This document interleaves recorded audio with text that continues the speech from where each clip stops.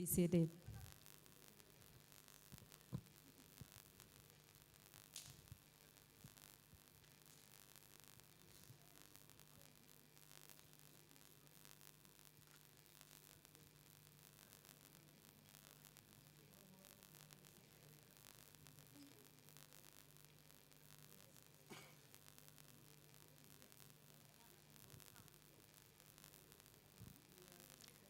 For your information, this event will be broadcasted by YouTube channel of Yayasan Obor and also by the KITLV Jakarta Facebook channel. Thank you.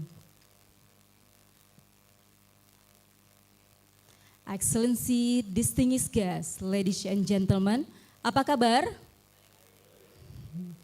I hope everyone doing very well this morning. Welcome to today's event.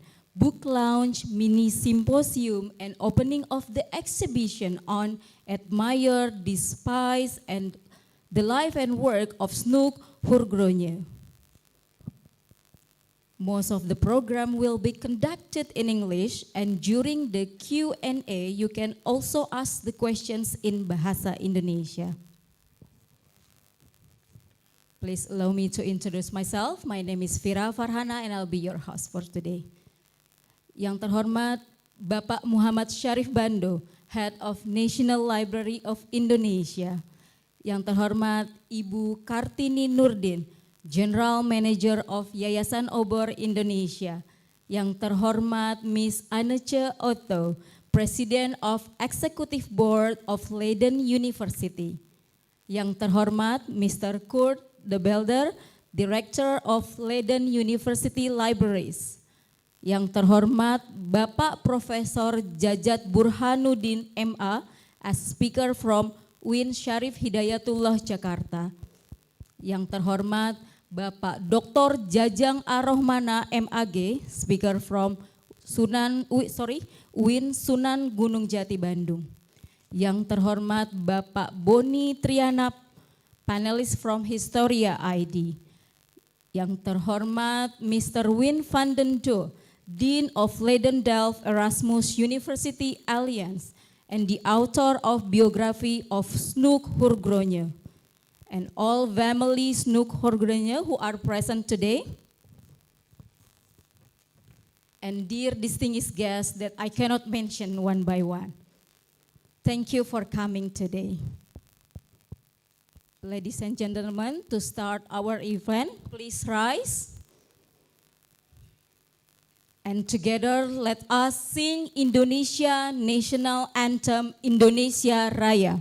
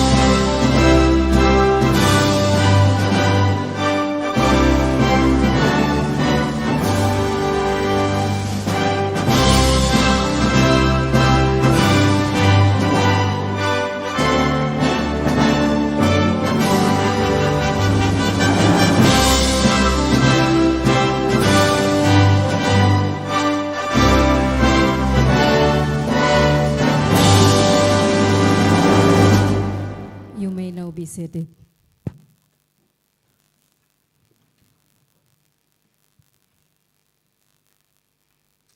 I would like to invite Mr. Marek Balen, Director of KITLV Jakarta and the Office of Leiden University in Indonesia, to come to the stage for give some welcoming remarks.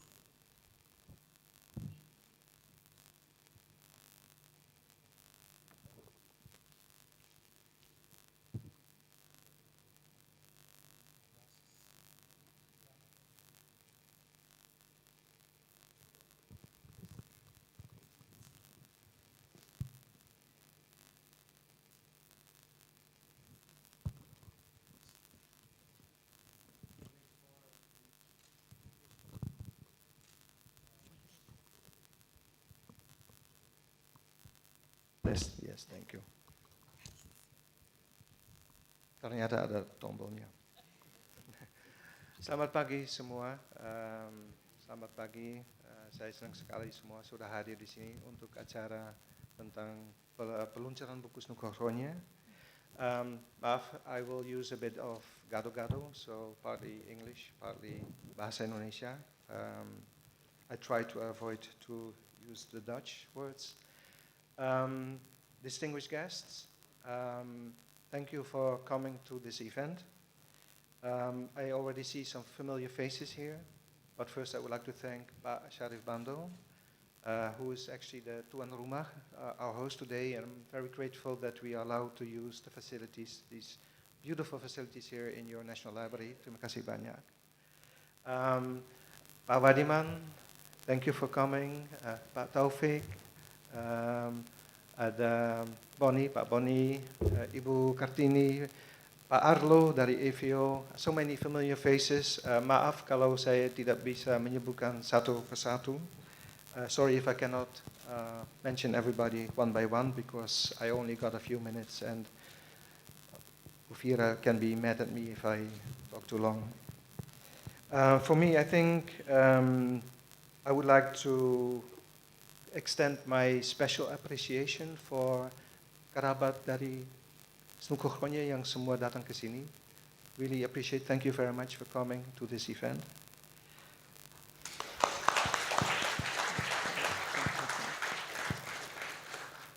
For me, everything comes together here because our office is already operating for 53 years. And during this period, we made a lot of friends and we cooperate with a lot of institutions. And we see that they also are here together here today for the book launch. First of all, our long standing partner in publishing, Yayasan Pustaka Obor, Ibu Kartini, thank you. Thank you for so far never refusing any books that we want to publish with you. Terima kasih banyak. Of course, also Antara, khususnya untuk Bapak Suryo di Ningrat, we already cooperate with Antara several times in exhibitions, so also we hope we can continue that in the future. And last but not least, but very important, of course, Perpusnas, the National Library of Indonesia, in which we are engaged in several projects. The KTV office sudah cukup lama di Indonesia, sudah 53 tahun. Dan kami ada di compound, di Kompleks Kedutaan Belanda. And we are open for public. We have a small reference library, so I also want to extend the invitation. Kalau kebetulan, if you're in the neighborhood, you're always welcome to visit us. The event today, as you can see from the title, is called Admired and Despised, the Life and Works of Snouck Hurgronje. Then in the title itself, you can already see it indicates a kind of controversy which surrounds the figure of Snouck Hurgronje. So we hope that the speakers, the panelists, and also the author can shed some light on this aspect of his role in history today. And I'm happy to say that one of the speakers is actually also alumnus from Leiden. And during our trip this week, we saw that in every place we visited, we have alumni. So you will have to decide after this event whether you despise or admire Snouck Hurgronje. Based on the presentations today by the presenters, by the panelists, but of course you can also read the book, because we are here to launch the Indonesian translation of the biography of Snouck Hurgronje. And now I'm going to do some promotion. Kalau mau beli di luar, itu lagi harga murah kok. Lagi diobral ya. You get discount. Maaf ya, belum gratis, tapi sudah dengan harga yang terjangkau. Today we have 3 parts of the event, so we will start, and Vira will explain the MC. We will start with the first copies of the book. Then we have the presentations, mini symposium, and the closing will be the opening of the photo exhibition on the fourth floor. And also would like to mention that on Monday, on the website of Leiden University Libraries in Leiden, we will open the online exhibition on Snouck Hurgronje dalam bahasa Indonesia, but also in bahasa Belanda and in English. So please follow our social media, KTV Jakarta, and you'll find the link where you can also visit the online exhibition. So in conclusion, I again would like to thank the National Library for hosting us, Antara for joining us in the photo exhibition, Obor for publishing the book, the Leiden University Libraries for hosting the online exhibition, and also from this spot I would like to thank my staff for preparing and organizing this event. Terima kasih banyak and enjoy your day. Thank you. Thank you, Mr. Mari.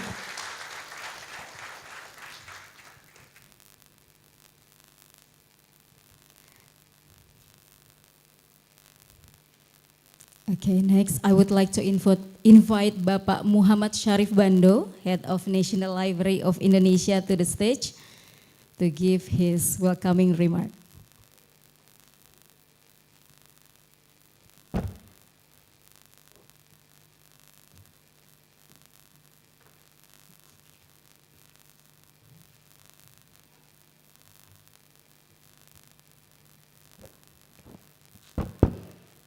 Bismillahirrahmanirrahim. Assalamualaikum warahmatullahi wabarakatuh. Selamat pagi, salam sejahtera untuk kita semua. Salam, Om Swastiastu, Namo Buddhaya, salam kebajikan dan salam sehat. Yang terhormat dan sangat kami muliakan Ibu Anece Otto, Presiden Universitas Leiden, Bapak Berden, Direktur Perpustakaan Universitas Leiden, kemudian Bapak Merik Belen, kemudian Bapak Win van de Dul selaku penulis buku, ada juga Prof. Wardiman, Ibu Nurdin, dan juga Pak Boni, terima kasih. Kemudian Prof. Dr. Jajang Arahmana selaku narasumber kita pada hari ini dari UN Sunan Gunung Jati, Bandung. Hadir? Terima kasih, Prof. Kemudian juga Profesor Dr. Jajat Burhanuddin. Sudah hadir? Terima kasih, Prof. Dan seluruh hadirin yang mohon maaf tidak sempat kami sebutkan satu persatu. Tentu saja kami dari Perpustakaan Nasional merasa sangat bergembira dan bangga bahwa pada hari ini akan diadakan suatu agenda yang sangat penting di Perpustakaan Nasional untuk bagaimana memamerkan foto dan pembahasan tentang Admirage, Despised, the Life and Works of Christian Snouck Hurgronje.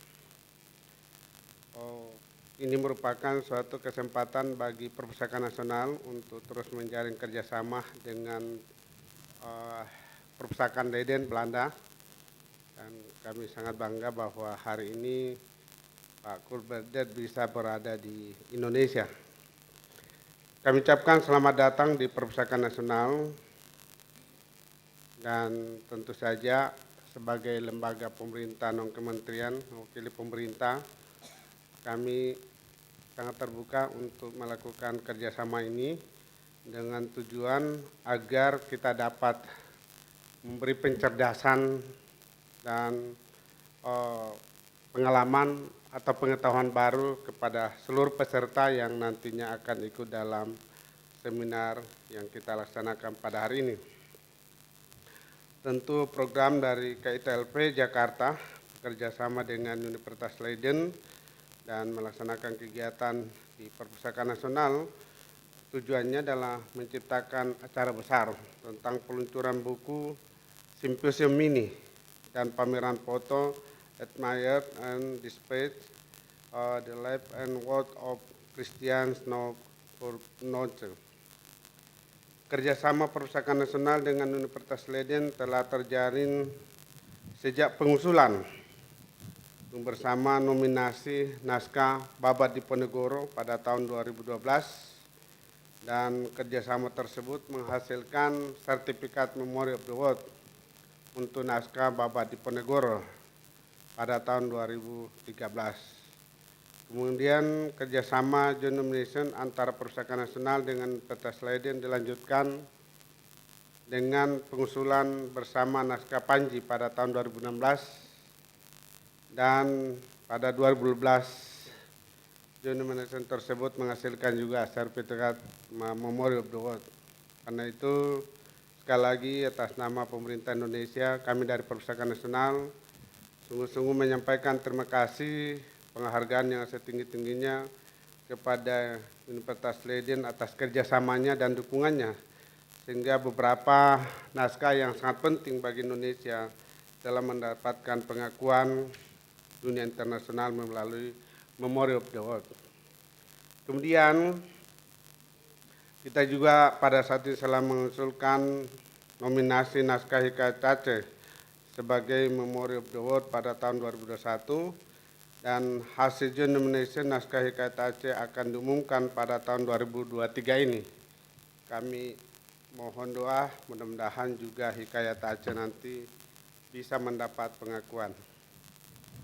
Kerjasama Perpustakaan Nasional dengan Universitas Leiden tidak hanya terkait dengan joint nomination, proses digitalisasi naskah, kajian bersama, dan magang digitalisasi staf Perpustakaan Nasional di Universitas Leiden. Kita berharap agar kerjasama Perpustakaan Nasional dengan Universitas Leiden dapat terus berlanjut dan membawa berkah kerjasama antara Indonesia dan Belanda, terutama sebagian besar naskah kita yang masih ada di sana, yang terkait dengan kepentingan pemerintah daerah. Sampai saat ini pemerintah Jawa Timur menginginkan tentang naskah Panji, kemudian pemerintah Jawa Barat menginginkan tentang bagaimana perancangan pembangunan gedung ITB untuk menandai 100 tahun teknologi masuk ke Indonesia. Bapak dan Ibu serta seluruh hadirin yang kami muliakan, bangsa Indonesia terus mengabadikan nama Christian Snouck Hurgronje sebagai sosok besar dan tokoh dengan berbagai gelar keilmuan dengan karya-karyanya. Beliau mengukir sejarah Islam di bumi Aceh pada khususnya dan Indonesia pada umumnya. Sebagai seorang profesor Melayu di Universitas Leiden, beliau menulis lebih dari 1.400 tulisan tentang situasi Aceh dan posisi Islam di Hindia Belanda. Buku-buku hasil karya menjadi bahan rujukan dalam berbagai penelitian sosioantropologis serta diterjemahkan dari berbagai bahasa ke dalam bahasa Indonesia. Ide, gagasan, dan pemikiran Christian Snouck banyak menginspirasi para penulis untuk menciptakan menjadi buku serta menjadi bahan edukasi dari untuk semua kalangan. Kehidupan sosialnya sangat kental dan menyatu dengan masyarakat Indonesia. Pemikiran hebat dari Hongshut menjadikan beliau dikenal sebagai arsitek kolonial di bidang teknologi Islam dan korelasinya di aspek sosial budaya. Sebagai lembaga pelestari dan deposit, Perpustakaan Nasional terus melestarikan, mendayagunakan, serta mendiseminasikan karya Hurgronje di Indonesia. Tidak hanya Perpustakaan Nasional, tetapi karya tulisan Hurgronje dan tentang Hurgronje juga menjadi koleksi pilihan di beberapa perpustakaan di Indonesia. Tidak akan habis kata mendeskripsikan sosok dan tokoh besar Christian Snouck Hurgronje. Perpustakaan Nasional mendapat suatu kehormatan bisa bekerja sama dalam kegiatan besar ini. Beliau tidak hanya menorehkan sejarah, peristiwa, budaya, tetapi juga menghasilkan pengembangan multiliterasi yang terus diabadikan hingga saat ini. Sekali lagi atas nama Perpustakaan Nasional, kami bersama jajaran ada Ibu Maria selaku Ibu Deputi menyampaikan selamat dan sukses atas kegiatan hari ini, dan juga sama-sama kita memberikan tempat yang terhormat kepada seluruh pemikiran Christian Snouck dalam semua karyanya untuk bangsa Indonesia dan juga Belanda. Demikian yang kami sampaikan. Sekali lagi terima kasih, selamat datang, dan terima kasih kepada semua pembicara pada hari ini. Kita berharap bahwa kesempatan hari ini akan menjadi hari yang sangat baik untuk membuka wawasan lebih luas lagi dalam membangun hubungan kerjasama baik antar negara maupun juga antara Indonesia dengan Belanda. Terima kasih. Assalamualaikum warahmatullahi wabarakatuh. Thank you Pak Sari for great remarks. Bapak mohon untuk tetap berada di stage. Selanjutnya, presentation the first copy of Indonesian translation of biography of Snouck. I would like to invite Ibu Kartini, Mr. Wim van den Doel, Ibu Susi Muimam, Mr. Kurt de Belder, and Bapak Radian Suryatmaja to the stage.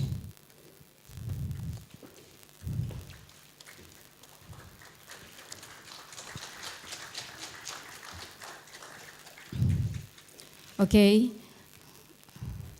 Bapak Radian.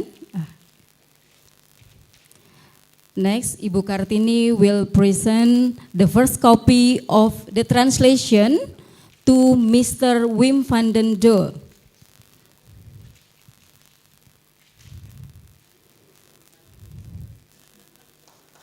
And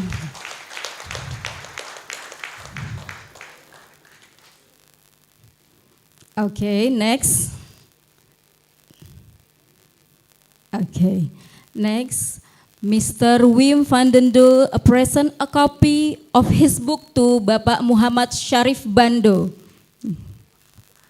Head of National Library of Indonesia.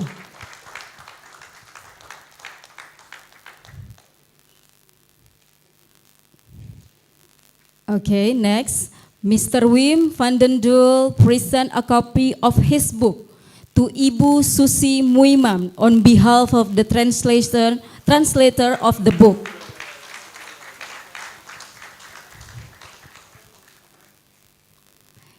Okay, your work is not done yet. Now, Pak Wim give a present a copy to Mr. Kurt, Head of the Leiden University Libraries.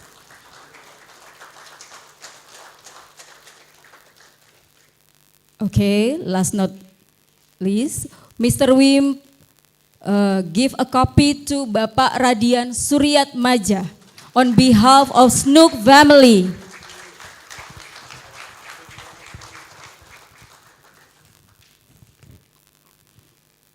Okay, please remind to stay together to have a photo session.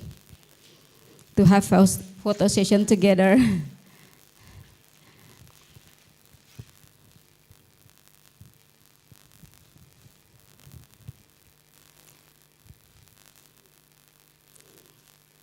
Okay, once again, give applause to them.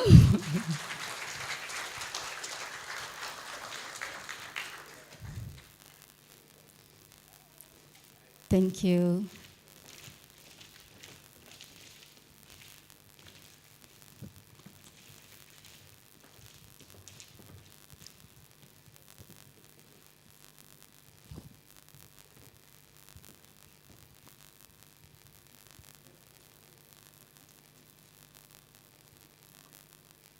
Okay, with the greatest honor and pleasure, I invite back Mr. Wim to introduce his book on Snouck, Biografi Ilmuwan Christian Snouck Hurgronje.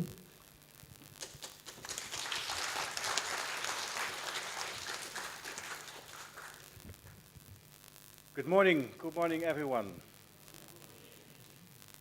It's a delight for me to be here, so thank you very much to the Director of the National Library of Indonesia to host us in this meeting.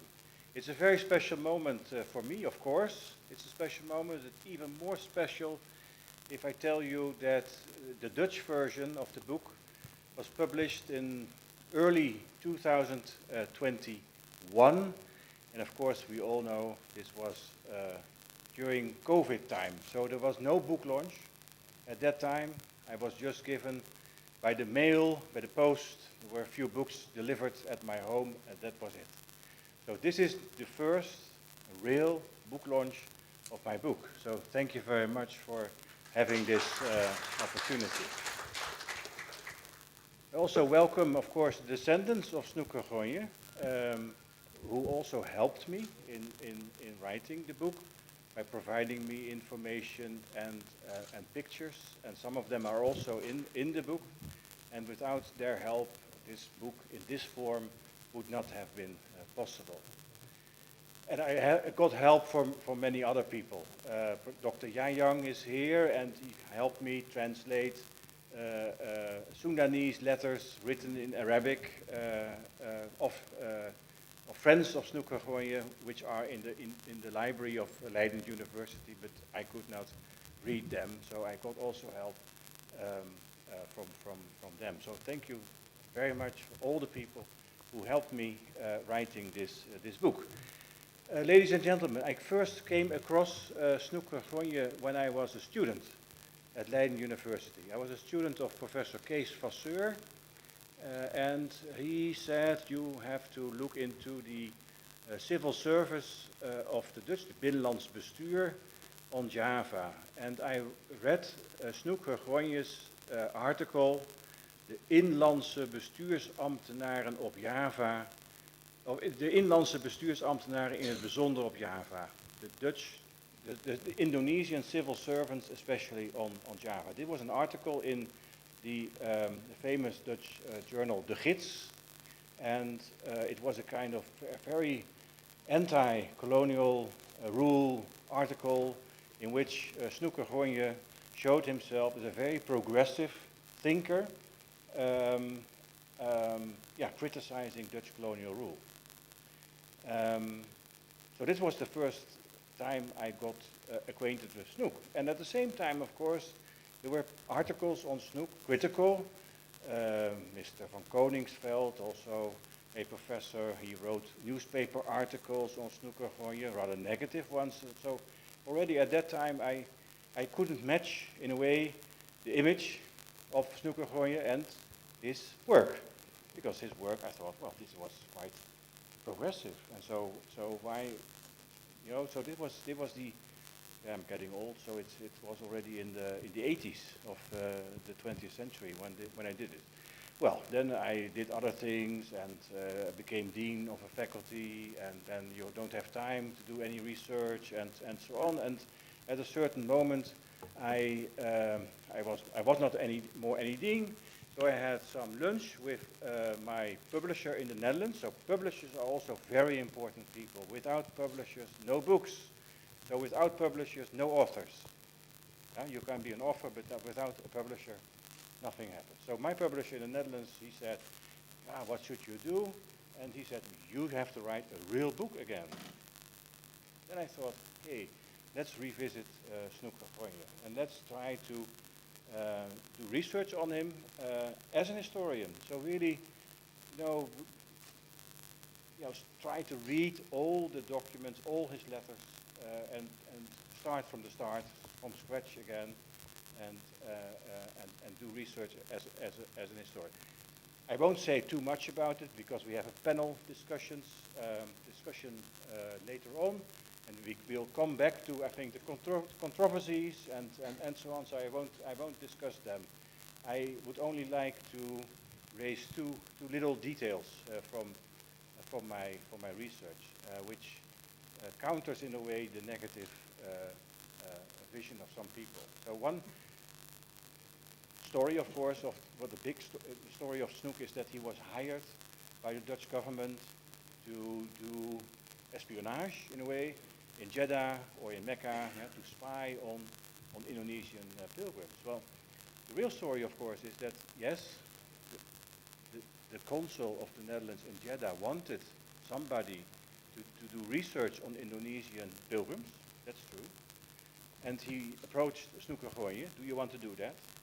Snouck, of course, wanted to do it because he wanted to visit an Islamic country. He wanted to really live the life among Muslims. So he wanted to go to Jeddah.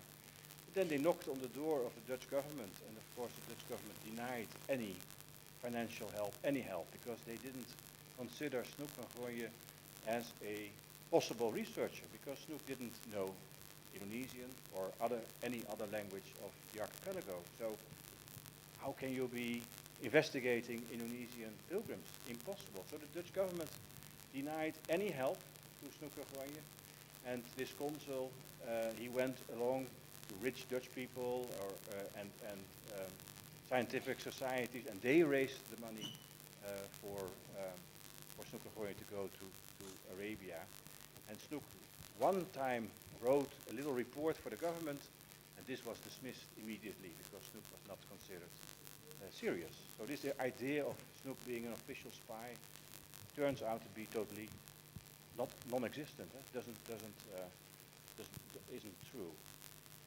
And the other, well, that's just the one little anecdote, and the other one is his family life. His family life in Java, and of course, this was the idea. Oh, he married his Sundanese wives only to spy on or to get information from the local public. He didn't do it from any other reason. Well, if you read the letters of Snouck, and they are in the Leiden library, not yet UNESCO World Heritage, but that will come. If you read those letters, first of all, he liked life among the people, the Sundanese people. He despised actually colonial life. He didn't like the Dutch living in Batavia, superficial, people who want to get rich early, soon, quick, or want to have a career in the civil service quick. He didn't like that at all. He liked a few Dutch people in Batavia, the scholars, so the people who are doing linguistic research. He liked them.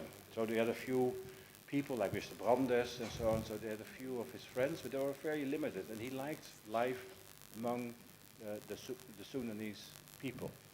And also he loved his wives really much, because that's a few letters, because his first wife died during labor when giving birth to the 5th child, and she died. And Snouck was on tour on Java, and he was rushed back to Batavia, but he was too late. And then you can read in his letters, his days were totally black. He didn't want to do anything anymore. He didn't want to eat anymore.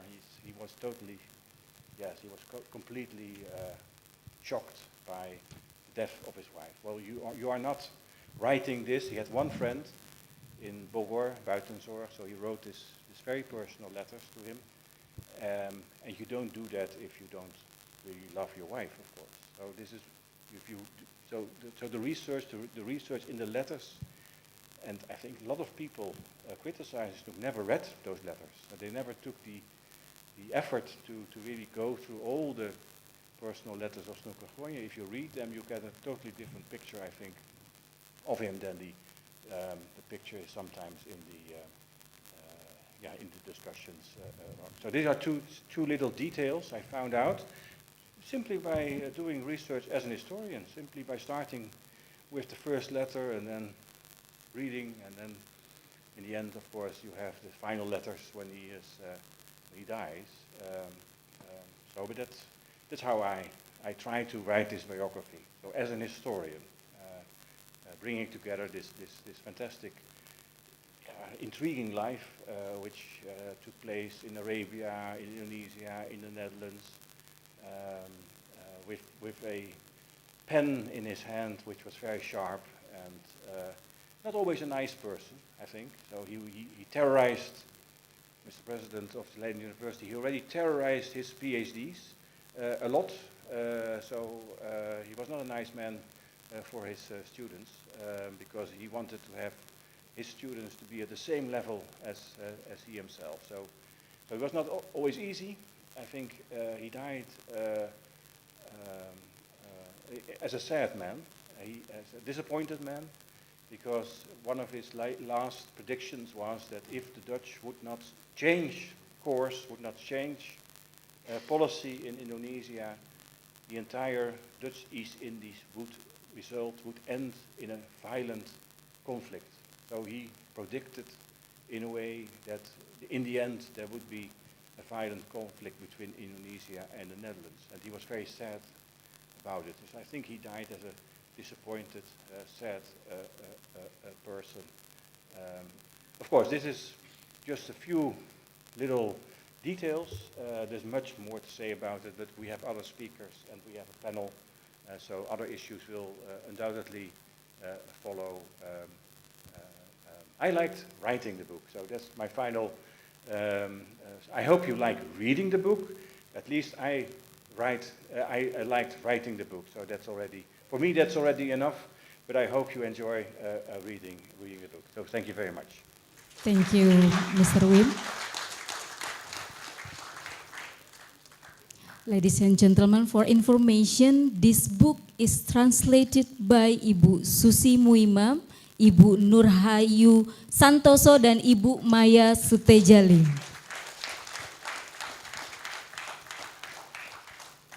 Okay, it's time for the symposium. I would like to invite Ibu Maria Fauzi to the stage.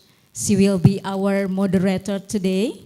Ms. Fauzi is a writer, affiliate with the Nahdlatul Ulama University in Yogyakarta, founder and CEO of Neswa.id.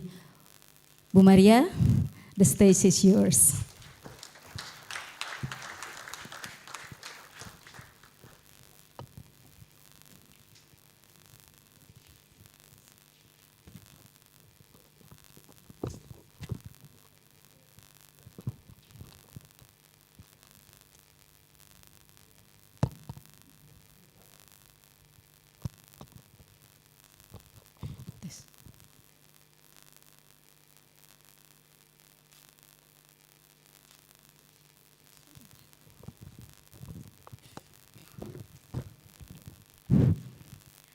Okay, Assalamualaikum warahmatullahi wabarakatuh. Good morning and welcome, ladies and gentlemen, to this special event on book launch, mini symposium, and also photo exhibition on Holland's most famous Orientalist and an expert on Islam, Christian Snouck Hurgronje. I hope everyone is doing well this morning. And first of all, I would like to welcome all of you and our guest speakers, panelists, and all the guests. Our guests from KITLV and also Yayasan Obor Indonesia, Historia.id, and all Leiden University delegates who has been in Indonesia for several days. I hope you have a wonderful days in Indonesia and ahead.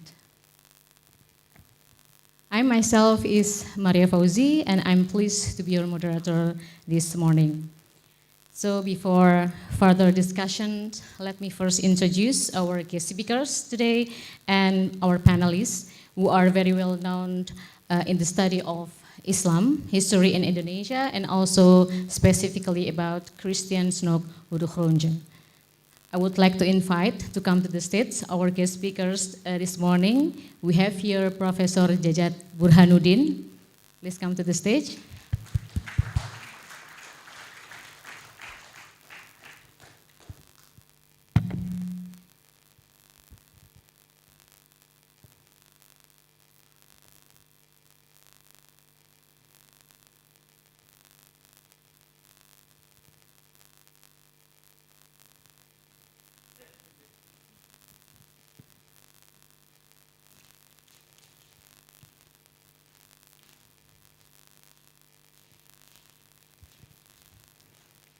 Let me introduce first briefly about Professor Jajat Burhanuddin. He is a professor in Islamic History, Faculty of Adab and Humanities, State Islamic University, Jakarta, with special expertise in the history of Islam in Indonesia and Southeast Asia. He earned doctoral degree at Leiden University, the Netherlands in 2007. In addition to giving lectures, he is also active in both national and international academic forums. His works are published by international journals such as Islamic Law and Society, Studia Islamica, and Journal of Indonesia Islam.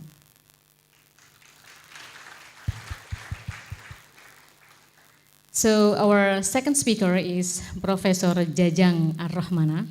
Please don't be confused with this kind of similar name, because sometimes I did, Jajang and Professor Jajat. So please welcome Professor Jajang Ar-Rahmana.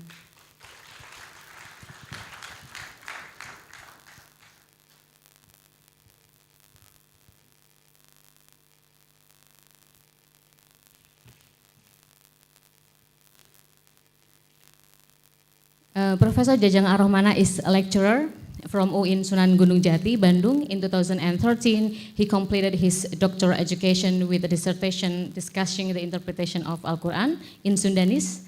He also received an award as one of the national model lecturers in the field of Islamic studies from the Ministry of Religion of the Republic Indonesia in 2015.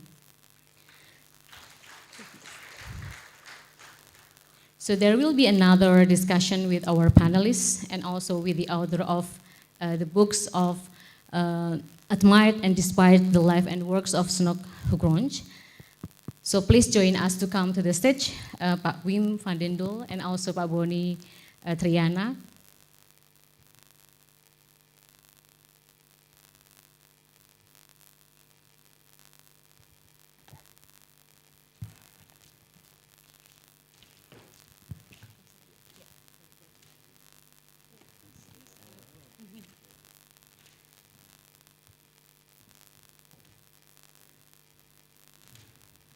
So I will briefly introduce Professor Wim van den Doel is a Dean of the LDE Universities Alliances and Professor of Contemporary History and also an author of Admired and Despised, the Life and Works of Snouck Hurgronje.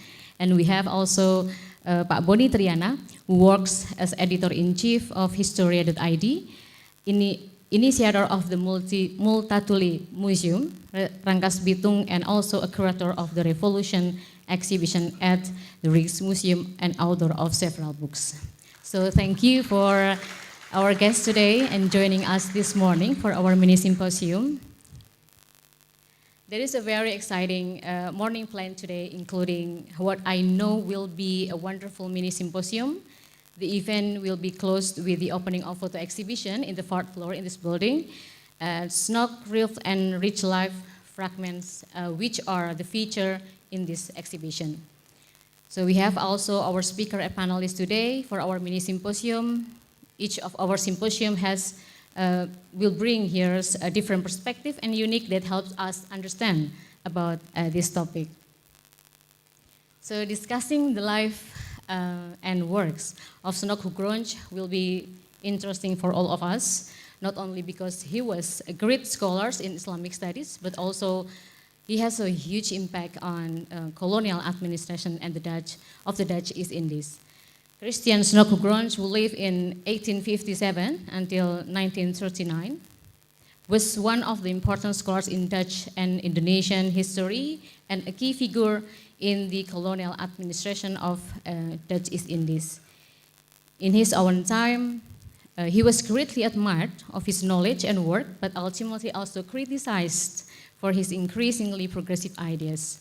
Whatever the case, he was a brilliant student and a courageous and groundbreaking scholar, founder of Islamic scholarship, and also author of impressive books. So our first mini symposium presentation will be delivered by Professor Jajat Burhanuddin, based on his studies and research on how Christian Snouck Hurgronje first encounters with a number of ulamas, aristocrats, and how far was his influence shaped Islam in Indonesia. Let's give a round of applause for Professor Jajat Burhanuddin.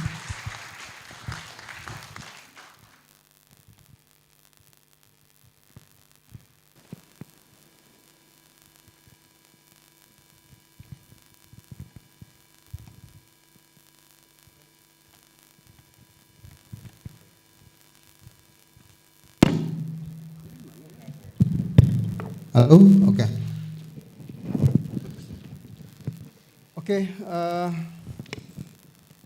Selamat pagi teman-teman semuanya. Ini ada banyak sekali sorry, I speak in Indonesian first. Or gado-gado, English Indonesian. Di sini ada Wim Pandul, the writer of the book, and Tiana, the special guest, was working on history of Islam and on history of Indonesia. And I think there are some respected scholar here, like Pak Taufik Abdullah, is my senior, I was mentioned, and Mari Koko, from the university, Bu Maria, I should mention, because we have been working on publishing the book about Pak Taufik Abdullah. Okay, today I have also, actually I give material presentation. Okay. Okay. Yeah, despise or admire. I think I'll tell a story from my University of Islam in Indonesia, and I have a lot of experience of how many students who are very critical to Snouck Hurgronje. So when I talk to them about this scholar, and also about this scholar, and also other scholar like Hole, for instance, they think that, well, yeah, good, but it's Orientalist. It's anti-Islam, and at least he tried to make Islam weak in Indonesian politics. That's the mind frame of the students, most of the students in my university, Islamic University in Indonesia. I think that's the impression of the most of the Muslim people here about Snouck Hurgronje. So for me, it's a challenge. This is a kind of who ask me, or invite me, who attract me, invite me to show that this is not the case. This is not the case. Of course, I would say I admire him very much. Well, as will be appear in my presentation later. But at the same time, I have to accept the fact that that this figure is very controversial within, I think, the majority of Islam Muslim. Next season, next page.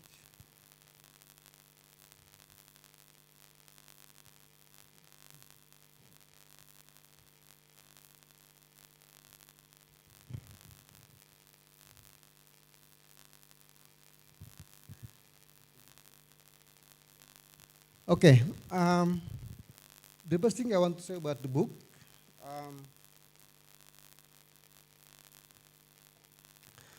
congratulate on the great book, Wim Pandul. His name is like Dul, Sidula Sekolahan, so I'm sorry about that. The book is the right time. I think it's mean that I have been long for the book about this scholar, because it's so controversial between Muslim Muslims. So I think they need to be informed very well about this book, and you do very well about that. So it's the right book and the right time for Muslim Muslims today. And yeah, because not so many, at least in Indonesia, I don't think here, I don't think it cares with the in Leiden, for instance, but here not so many books about this scholar, which is we can be accessed widely by the public. I mentioned Hamid Al-Ghazali, 1984, and then Van Koningsveld about this book. But again, the book by Van Koningsveld is very limited. Not so much access by the scholar, by the people. But Hamid Al-Ghazali is much more, I think, access, and that's book I think have a negative opinion about Snouck Hurgronje. So the more negative the book is, the more people like it. But the book, which, well, Van Koningsveld to some extent also, not negative, but also very critical about Snouck Hurgronje, or at least trying to be objective. But again, I think because the publication is very limited and the book is not so much widely circulated. So this is the reason that the book is, I think your book is very important in the right time, and and what some people need actually about this scholar.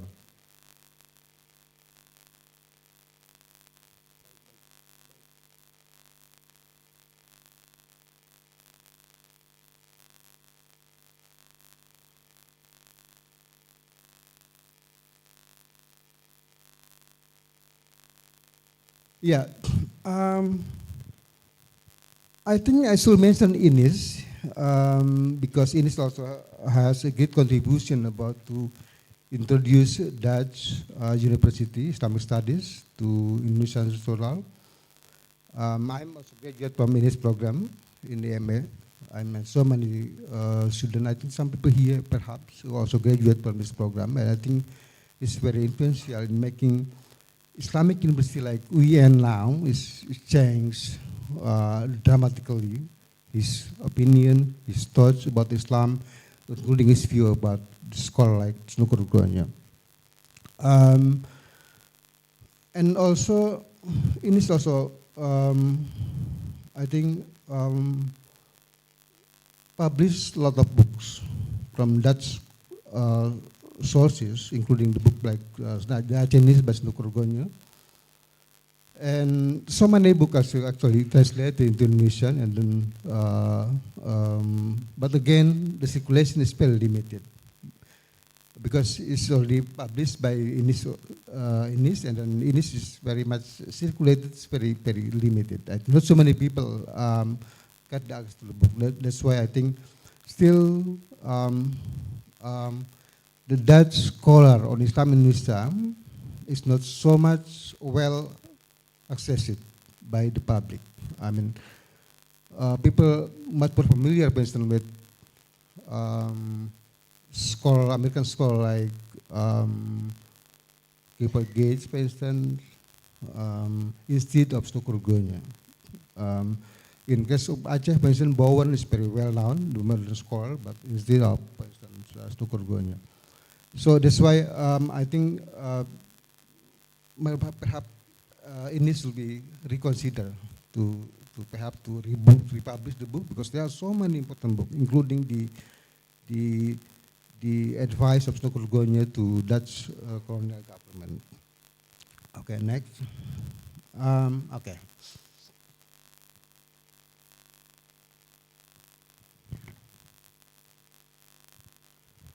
As I think, as explained by the book we have now by Wim Pandul, I think we agree that the Jawa of Mecca is the start of Snouck Hurgronje career in about the studies of Islam in Indonesia, because his dissertation is about the Hajj, it's about the Islamic classical Islam. But he tried to encounter with the Muslim Indonesia is a start of Mecca, Jawa and Mecca.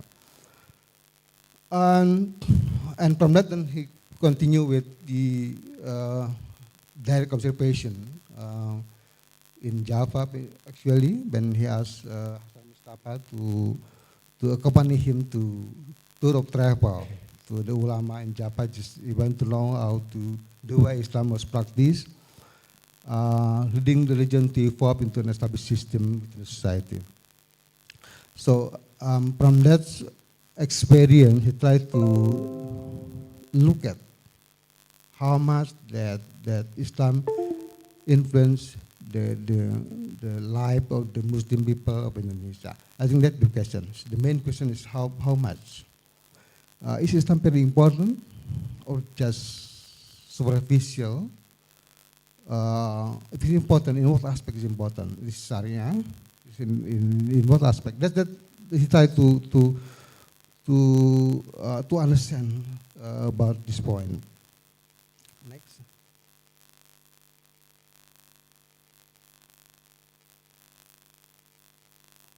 Yeah. Decolonizing Islam.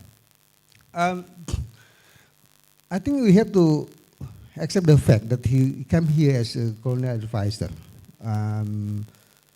So he tried to how to handle the, for instance, the rebellious spirits stemming from Islamic politics. How about the Banten Revolt, for instance, Cilegon, and then so many wars, including, I think, the experience of Dutch in West Sumatra and Perang Padi.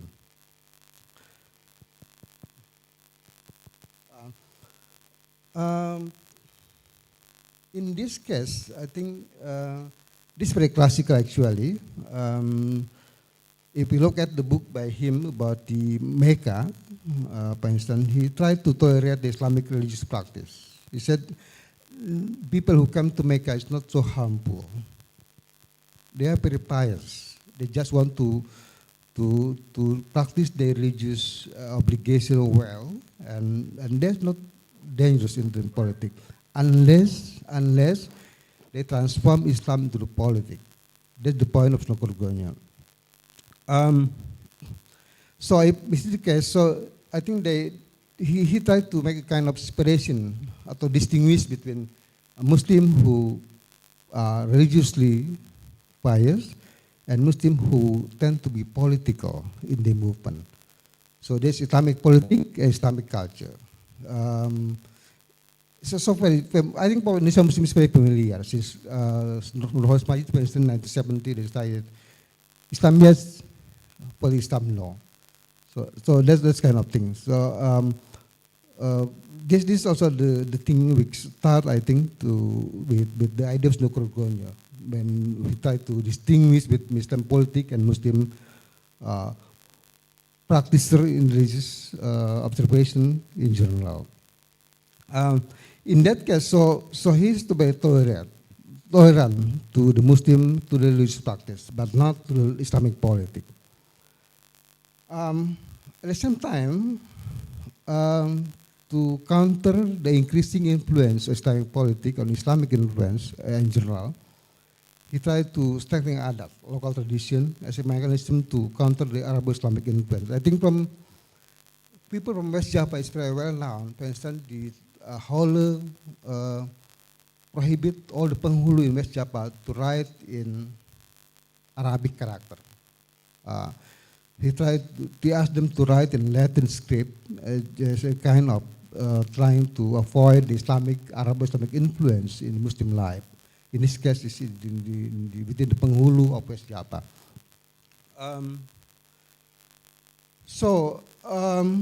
In terms of social life, of course, then adat was assumed as to have had existed with the life of native aristocracy, Priai and Ulu Balang in Aceh, much more than the one among the religious leaders. So I think that's the reason that as you mentioned also in the case of Aceh, that the policy of Islam is much more very friendly to the native aristocracy, like PAI in Java or Balang in Aceh, or Menak in West Java. It's very much, the Dutch colonial government like them very much, instead of the ulama. And that's also based on the thing of Snouck Hurgronje. We try to divide the people into certain group based on the abstention about this adat and Islam. I know that his idea about adat is very much criticized by a lot of scholars. I think Pak Taufik also criticized adat and Islam inspiration when he wrote about the adat and Islam in Minangkabau. Although Pak Taufik is very polite in criticizing Snouck Hurgronje, without mentioning him, but I think he tried to, it's a confusing idea. It's not really relevant with the Indonesian Islam because there are a lot of adat which influenced by religion. And that's also the point which highlighted by William Roop in his article about Islam in Southeast Asia.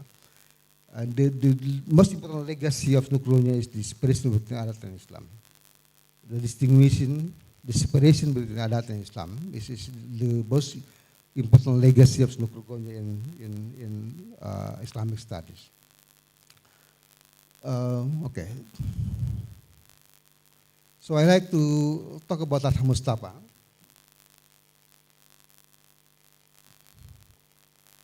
which from Snouck Hurgronje, she embodied the nature of Indian Muslim that had Islam as only one source that contribute to determining the socio-political life. So Mustafa has a strong background in Islamic studies actually. He has experience studying in pesantren, and he met in Mecca. So here, I mean, Mustafa has a strong background in Islamic studies, pesantren in Mecca. And I think Snouck Hurgronje tried to direct him to be much more engaged in adat instead of Islam. So that's why until now he is much more known as the adat Sunda instead of ulama. And I think that the success of Snouck Hurgronje to make a new profile of people like Hasan Mustafa. So that's the kind of people he want to do. I mean, in terms of individual level, the policy, the thing of Snouck Hurgronje, this is the people like it. I think this is the people who fits to the for the future of Indonesia. That's just India at the time. Because the adat is, for him, the foundation that played an important role in his being ready to collaborate with Dutch, to be appointed as a penghulu.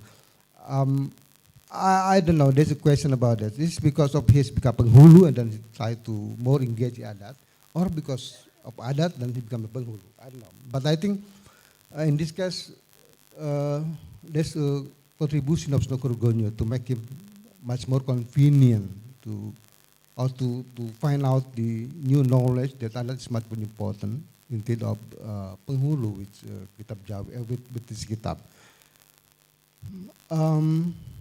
And I think also that also contribute to make him more in that position. Because, for example, the book by Mustafa about adat Sunda, Sundanese adat, was published by colonial government, but his works on, for instance, about Islamic substance within the Islamic, like Danding, is not much published until recently.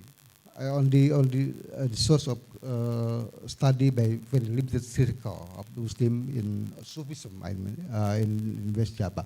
So there's a power behind the rise of profile like Hasan Mustafa. Actually, Hasan Mustafa is another example. There are a lot of people like him which conclude categorized as penghulu, Islamic elite, which under the contribution or under the influence of Snouck Hurgronje and Dutch colonial government as general. Yes. This is something where I like.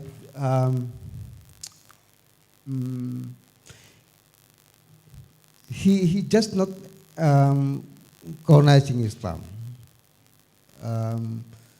but he tried to emancipating Muslim from what he said as the medieval rubbish which Islam has been dragging along its way for too long.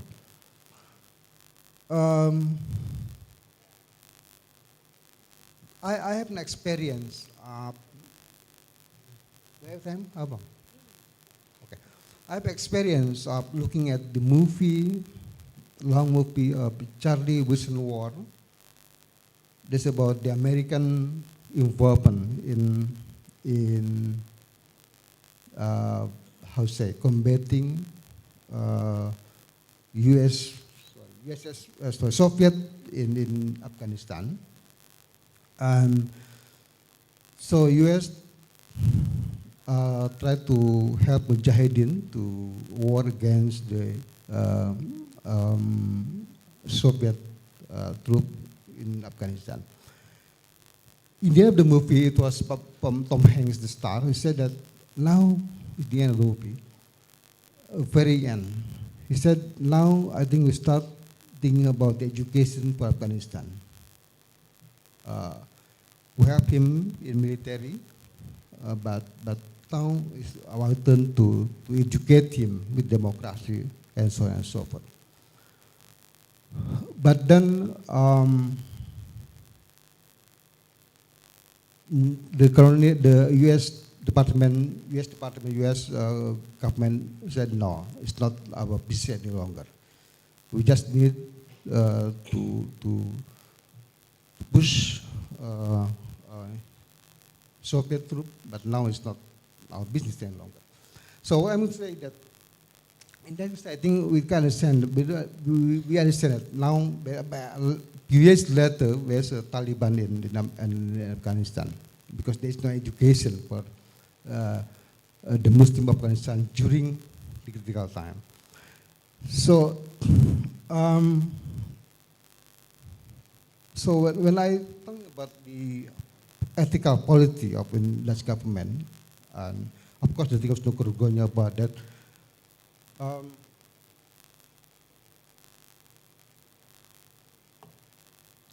This is something which very much influenced for Indonesian Muslim in the next few years. Because he tried to emancipate Muslim like Dengar family from West Java, from Banten, Kasar Mustafa from West Java, from Bandung, tried to educate, to emancipate from, let's say, Islamic politics, from the legend of Islam, from Islamic, like something like that, that Islam politics will be like blah, blah, blah, blah. He tried to be much more critical, much more rational, that we have to practice religions much more properly within this context. And I think in this case, Snouck Hurgronje start to initiate this idea, which that I think then adopted by the Indonesian government, including President Pak Jokowi, also the BEN, President Auditorium, and Formula Islam. This is idea about ulama. I quote from William Pandul, perhaps it's 2015, I can check it. I like his statement that the ulama dan pengikut mereka menemui ajal dalam pertempuran menentang angkatan bersenjata. Mereka adalah pimpinan agama yang dianggap buruk, dibersihkan sedatis, sehingga keinginan mengikuti para ulama sebagai petunjuk dan surga terlihat sangat berkurang. So the ulama, is two kind of ulama. The ulama who play in politics, study politics, and the ulama who concentrate in educating the people in pesantren. So I think for the people who live in pesantren, this is no problem. There is no nothing from Dutch colonial government to ban him. But when he involved in the rebels cases like, for instance, Cilegon, Banten, and many others rebellions, they try to hold rust and order. Rust and order. Excuse me, Professor, we have 2 minutes left. Yes, next slide. Okay. So what I'm to say is that there is civilizational process within the thinking of Snouck Hurgronje, and also we experience life advocacy.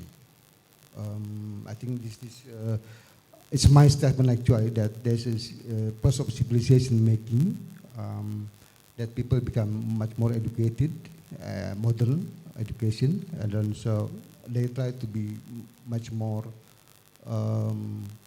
open to the new idea in modernity.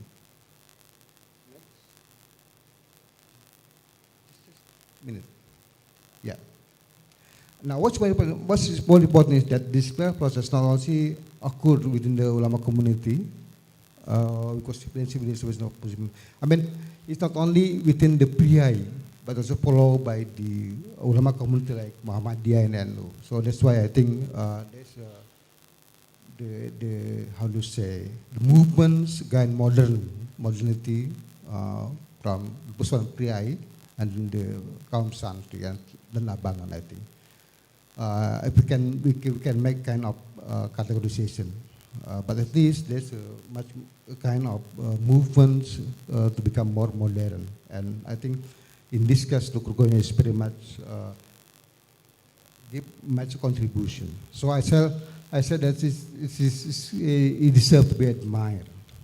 It deserves to be admired also as a scholar, but also as a social engineer to make how the beauty of Muslim Indonesia become much more moderate as we have today.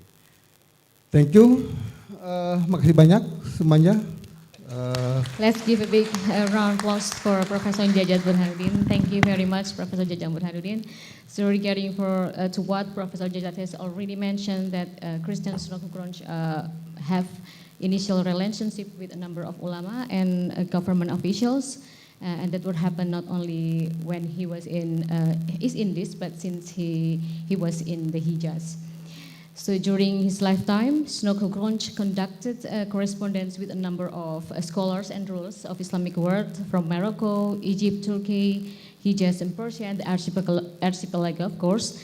And among the Nusantara scholars who were noted to have intense correspondence with Snouck Hurgronje was Sayyid Usman bin Yahya, and also Hasan Mustafa, and Ahmad Surkati, founder of the Al-Irshad organization.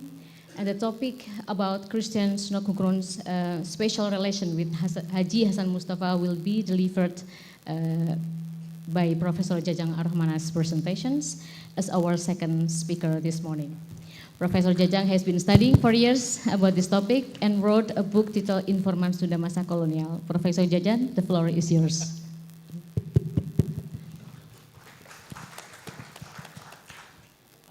Ya baik, terima kasih. Thank you. Terima kasih kepada semua yang hadir. Thank you for your coming. I would like to say thank you for coming in my presentation. It's great to see you all. And in this opportunity, I would like to present on Snouck and one of his informants, Haji Hasan Mustafa, and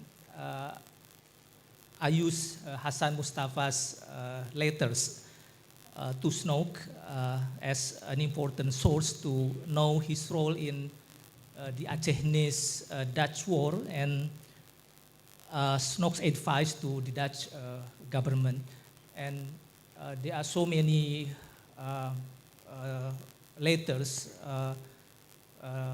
in Leiden, I think.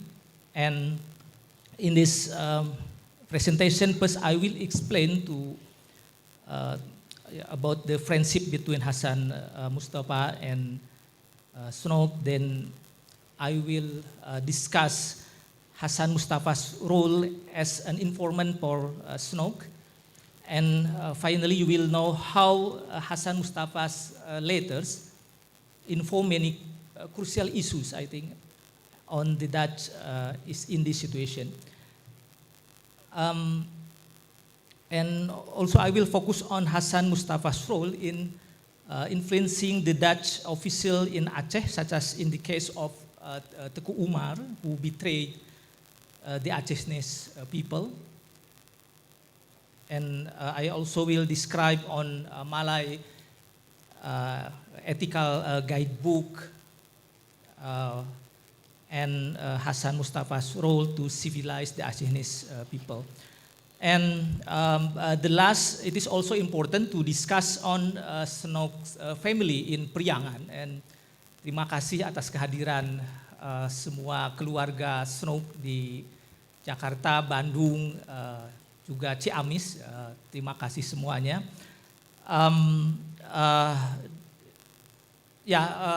Next slide, please. This is Hasan Mustafa. Why Hasan Mustafa? He is a prolific writer and a famous Sundanese ulama, Sufi, who composed more than 10,000 stanzas of Sufi Dangding, Sundanese Dangding. And Hasan Mustafa was a chief penghulu of Kutaraja and Bandung, which has been a long time being friend with Snouck. He met Snouck in Mecca, of course, then continue when Snouck settled in the Dutch East Indies with a commitment to remain mutual trust between a friend and close family. Snouck relied on Mustafa to continue sending any information in the Dutch East Indies. Hasan Mustafa was a Sundanese appointed by the Dutch Governor General to serve as the chief penghulu of Kutaraja based on the recommendation of Snouck Hurgronje. Penghulu was the government official responsible for Islamic affairs. His office was influential in supplying information on the prevailing situation in Aceh for Snouck, who was living in Batavia. So Snouck was in Aceh a year before Hasan Mustafa's arrival and for less than 8 months. This was in sufficient time to keep an eye on the political situation in Aceh without an informant. Hasan Mustafa, as one Snouck informant, had an important role in bridging the interests of Snouck and the Dutch authorities in Aceh region. And this is how Hasan Mustafa met with Snouck, and he for a time attended Snouck married with Sundanese women, with Siti Sa'diah and Sangkana. And next slide, please. And this is Snouck viewpoint on Hasan Mustafa. Haji Hasan Mustafa, I have known closely since about 10 years, and during the time, Snouck have a good response to Hasan Mustafa. And next slide.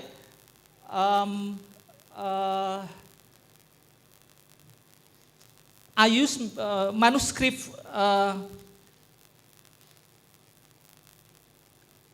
Hasan Mustafa's letter at Leiden. Next slide, please. Ya, terus silakan. This is Hasan Mustafa's letter, written in Arabic. Of course, Snouck, his master many language, Arabic, maybe Sundanese, Acehese, and one of letters sent to Hasan Mustafa use Arabic. No many can understand Arabic, I think. So many information that cannot understand by other official of the Dutch is in this. And this is a manuscript that I used to study of Hasan Mustafa and his role to inform to Snouck. Unfortunately, the letter's reply of Snouck to Mustafa has been destroyed or burned by Mustafa's family or Snouck family. Tidak ada lagi surat balasan dari Snouck kepada keluarga atau kepada keluarga Hasan Mustafa atau keluarga Snouck di Priangan. There are so many letters in Snouck collection. The first is a collection of letters received by Snouck from a number of people in early Friar, especially when he stayed in Batavia and Makkah. And this collection include Arabic letters from Hasan Mustafa, while still serving in Kutaraja Aceh, which aimed to Snouck in Batavia. And the rest of Hasan Mustafa's letter received by Snouck when he returned to the Netherlands in 1906. It includes a number of Hasan Mustafa's letter when he was chief of Penghulu and a few years before his death. This is the letters of Hasan Mustafa. Ini surat-suratnya. Saya kira tidak semua orang bisa baca surat. Mungkin keluarga Hasan Mustafa atau keluarga Snouck juga dapat, ada yang sudah dapat membaca surat berbahasa Arab. And I don't know, Mr. Professor Wim used this source for his book, for Snouck's biography. There are so many letters in Arabic, dan saya kira perlu banyak sekali studi untuk surat-surat pribadi ini yang tidak bisa yang belum diungkap ya, oleh banyak para sarjana di Belanda atau di Indonesia. And this is Hasan Mustafa as an informant for Dutch official in Aceh. Wa mimma yalzamul istifadatu wal istikhbaru min fadlikum. Snouck read this letter, of course. So Snouck understood what the situation in the Dutch East Indies, in Aceh, in Bandung. He was informed by Hasan Mustafa with these letters.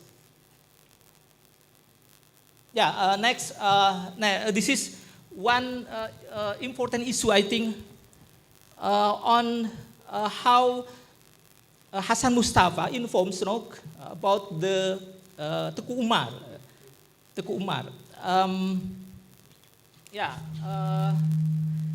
Hasan Mustafa's letter described another side of Teku Umar as seen from the native official perspective. Hasan Mustafa did not fully trust Teku Umar. He met and spoke with Teku Umar on several occasions and understood Teku Umar's position quite well. He often received information on Teku Umar from other Acehnese informant, such as Tengku Ibrahim, or maybe Dul Karib, maybe and the others, to clarify his own assumption. And Hasan Mustafa reported in his letters to Snouck all activities relating to Teku Umar. His own efforts to gather information from Acehnese informant and his opinion of Teku Umar. And I think that Snouck advised to the Dutch government to distrust of Teku Umar was influenced by Hasan Mustafa, of course. Hasan Mustafa is very significant to inform many information to Snouck Hurgronje. And this is another letter on Hasan Mustafa's response to Teku Umar. Next slide. On durian incident. Do you like durian maybe? With a strong smell. Durian incident.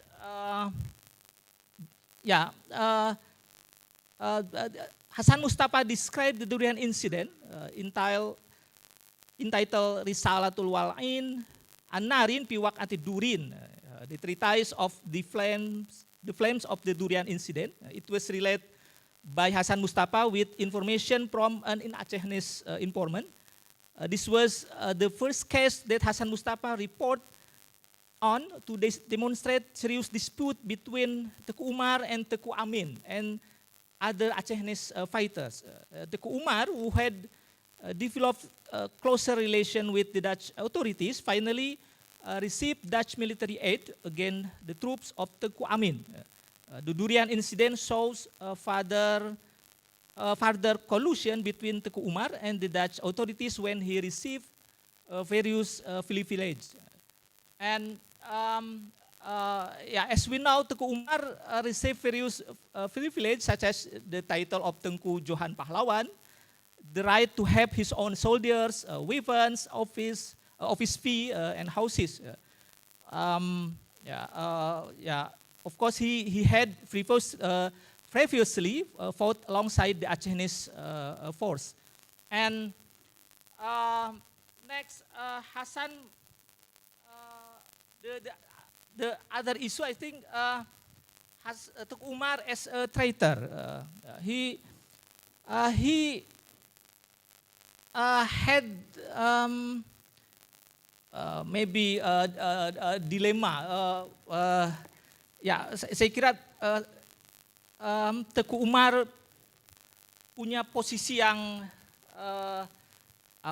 dilema dia di antara dua pihak ya, yang saling berseteru gitu ya. He was in difficult position when he switched to the Dutch colonial side. Yeah. On the one hand, he gained the trust of the next governor of Aceh, De Krohop. Yeah. But on the other hand, he was opposed by the leaders of Acehnese troops, such as Tengku Amin Ditiro, and even his wife, Cut Nyak Din, maybe consider him as a traitor of the Acehnese. And this is the unique position of Aceh. Teku Umar prized by the Indonesian government, or we are always prized Teku Umar as a hero from Aceh, you know, and his collaboration with the Dutch authorities was not through despair or surrender, but a strategy to gain the trust of the Dutch authorities till he was made the great commander in Aceh by the Dutch. And kita menyebutnya sebagai tipu Aceh. Jadi dia menyerah ke Belanda padahal justru ingin mengumpulkan banyak sekali bahan-bahan untuk melawan balik ya, untuk melawan balik kepada pasukan Belanda. And the last but not least, I think the last slide please on tentang kesimpulan saya kira bukunya Prof. Wim, the last slide please. Ya, karena waktunya. Sebelumnya satu slide. This is my reflection on this book of Profesor Wim. Membaca sejarah itu memang perlu secara kronologis, tidak loncat, tidak memposisikan tokoh di masa lalu dengan cara pandang kita hari ini. Do not judge the past by today's standard, of course.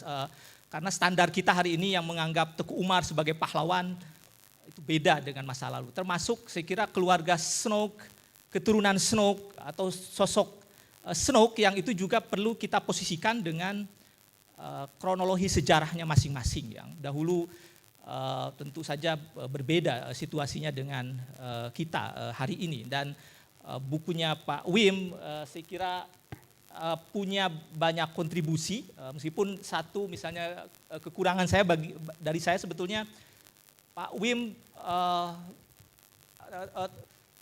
terlalu sedikit ya menjelaskan atau mengutip informasi dari para informan itu.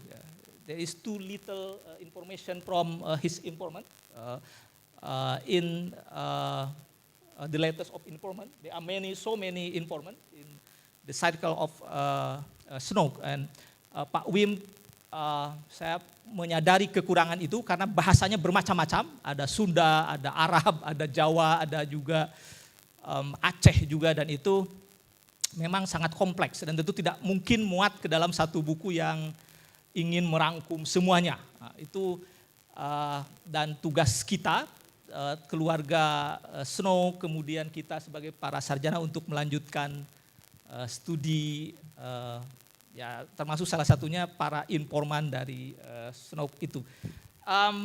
Terima kasih atas perhatiannya. That's my presentation. Thank you for your attention. Thank you, Professor Jajang. Both of our speakers have explained about Snouck Hurgronje's brief life in relation to Islam in Indonesia and his role as a colonial advisor. So, of course, there's a lot of things we need to know about the life and works of Christian Snouck Hurgronje in this very short mini symposium. So, to know further, we would like also to have a discuss with Professor Wim and also Pak Boni to give a response about what do you think is important to condone or to correctly justify about Christian's life that has been misunderstood all this time by Indonesian audience?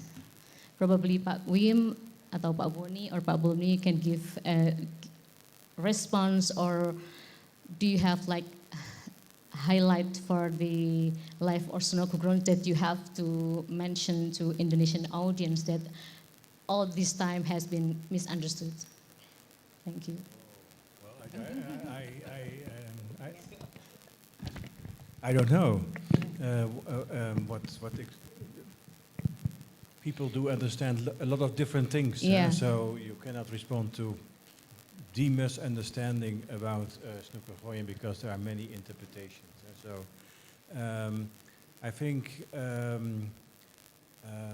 what is important, because you in a way you use, and that's in a way correct, you use the word colonizing Islam. But even that word you have to be nuanced about, because yes, of course, Snouck was a representative and he worked in the colonial administration. So in a way, it is correct what you say, but on the other hand, I think Snouck Hurgronje worked in the administration so that the administration would respect Islam. So that's the other side of the coin, as we say. So there are two sides of the coin. So yes, he is trying to influence the development of Islam for the colonial government. Yes, on the one hand, but on the other hand, he is also trying very hard to make the colonial administration respect Islam. Yes. So when he came to Java in 1898, it was 1 year after the revolution of revolt in Banten, and one of his first investigations was into what happened in Banten. And he was very critical about the Dutch administration, the Dutch civil servants. Why? Because they did not respect Islam. That was one of his big criticisms. So you do not respect Islam, you make the bupati drink alcohol, and totally the wrong way to do it. Yes, he was against Islam from Arabia. Yes. But he also explained that to his Dutch audience, you do not have true Christianity. There's no one Christianity in Europe. He said to people in the Netherlands who thought, oh, those people on Java are actually Hindu with a little bit of Islam, they're not real Islam because they have adat, they have different habits. Then he said to his Dutch audience, think about Christians in the south of Italy. They have a fanfare, they have a music festival during Carnival, they are walking around Maria. That's Christianity in Italy. And if you go to Christianity in the Netherlands, and certain parts, no Maria, no nothing. So and no celebrations, only very serious Christianity. So he said, okay, you see, in Europe it's all mixed with local customs. So why so on Java it also mixes with local customs. And he liked it. He liked the combination of adat. So that's why he liked Hassan Mustafa, of course, because he was the Sundanese poet you know, living, really wanting to have this Sundanese adult part of his everyday life, and he was a true Muslim. And that's what he tried to explain. You can be both. You can have your own type of Islam, and that's normal because everyone in Europe also has his own form of Christianity. Christianity in Norway is different than in Italy. So that's how he explained. And he tried to convince the Dutch to respect Islam and to accept that everyone, even if they were fond of their adat, they were still 100% Muslim. So you should not make any mistake about it. What he, of course, also wanted is what he thought: if you have Islamic law done by the Pengurus, you should have good Pengurus. You should have good Pengurus who know real Islamic law. And he thought, I know better Islamic law than many Pengurus. If he was, I don't know if he was right or wrong, but he was, of course, an Islamic scholar. And then he started to really select Pengurus to be appointed in at the regencies. Is that colonialism? Because Snouck was appointing them? Or was he appointing them because he wanted to have good Islamic law in Java? Up to you to make a judgment, but this is what he did. Of course, he was a colonial official, but he also wanted to have better Islamic law than certain Pengurus were able to do so. Is that colonizing Islam? I don't know, but I think my approach is that I do not really make strong conclusions on this, because you can all make your own conclusion about these kind of issues. Yeah. For one more questions about behind the scene of this book. So could you share your unique long journey experiences of the most memorable thing? It could be the worst or the happiest moment when you wrote this book. The worst moment? Just both, worst and happiest moment, or you have another? Well, one of the worst moments was actually what you were describing. So you have these manuscripts in Arabic in the Leiden University Library, and I cannot read it. So I went, the story goes on. Because I went to a professor of Arabic, and I say, can you help me and translate it? And she started, and I can't read it. Because that's a very bad moment. Because even the professor of Arabic at Leiden University cannot read that Arabic. Because it's Sundanese. But of course there was help. Yeah. Yes.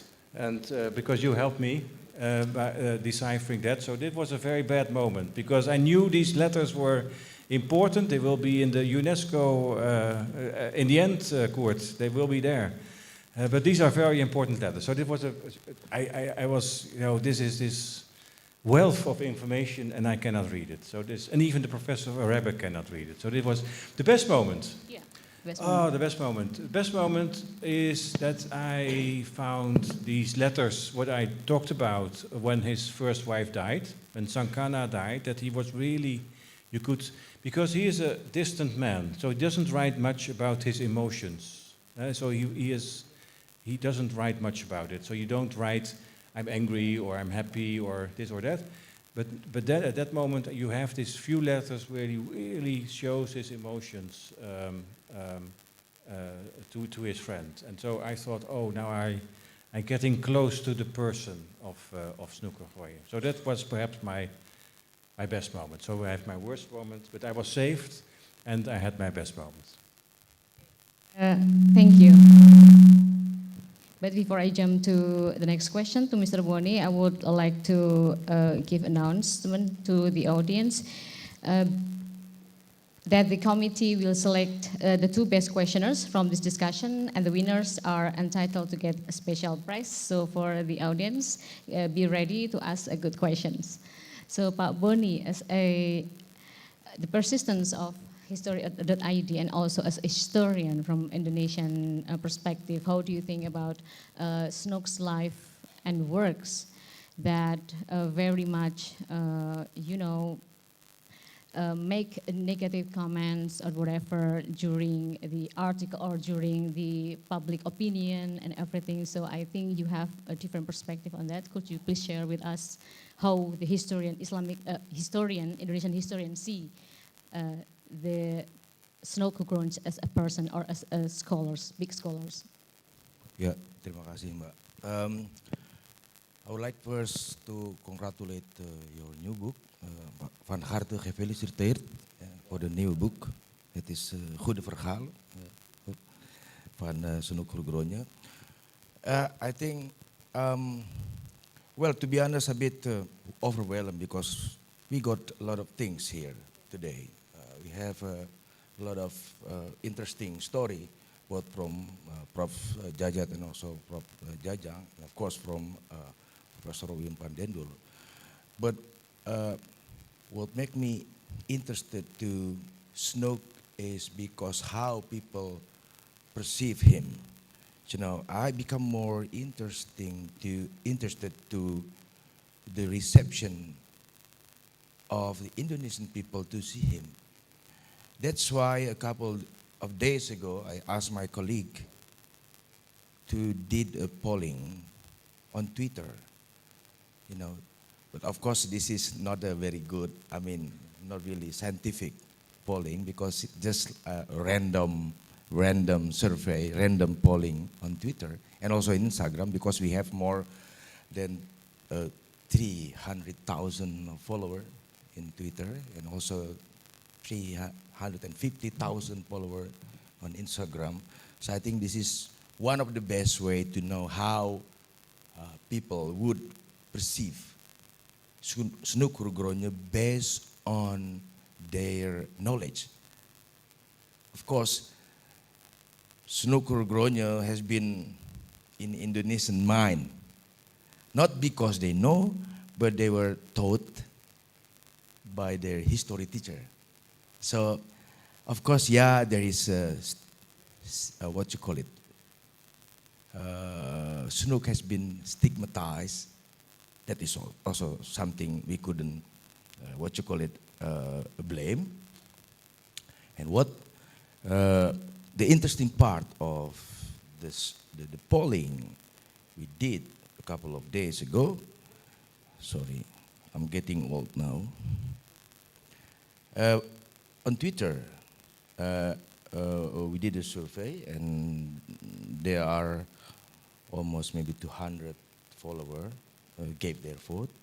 So there are three options. This is multiple choice. Yeah? So it's not an open question. It's closed. So we provide three answer. First, what do you think what do you think about Snouck Hurgronje? First, the cause of the Aceh defeated. The second, colonial spy.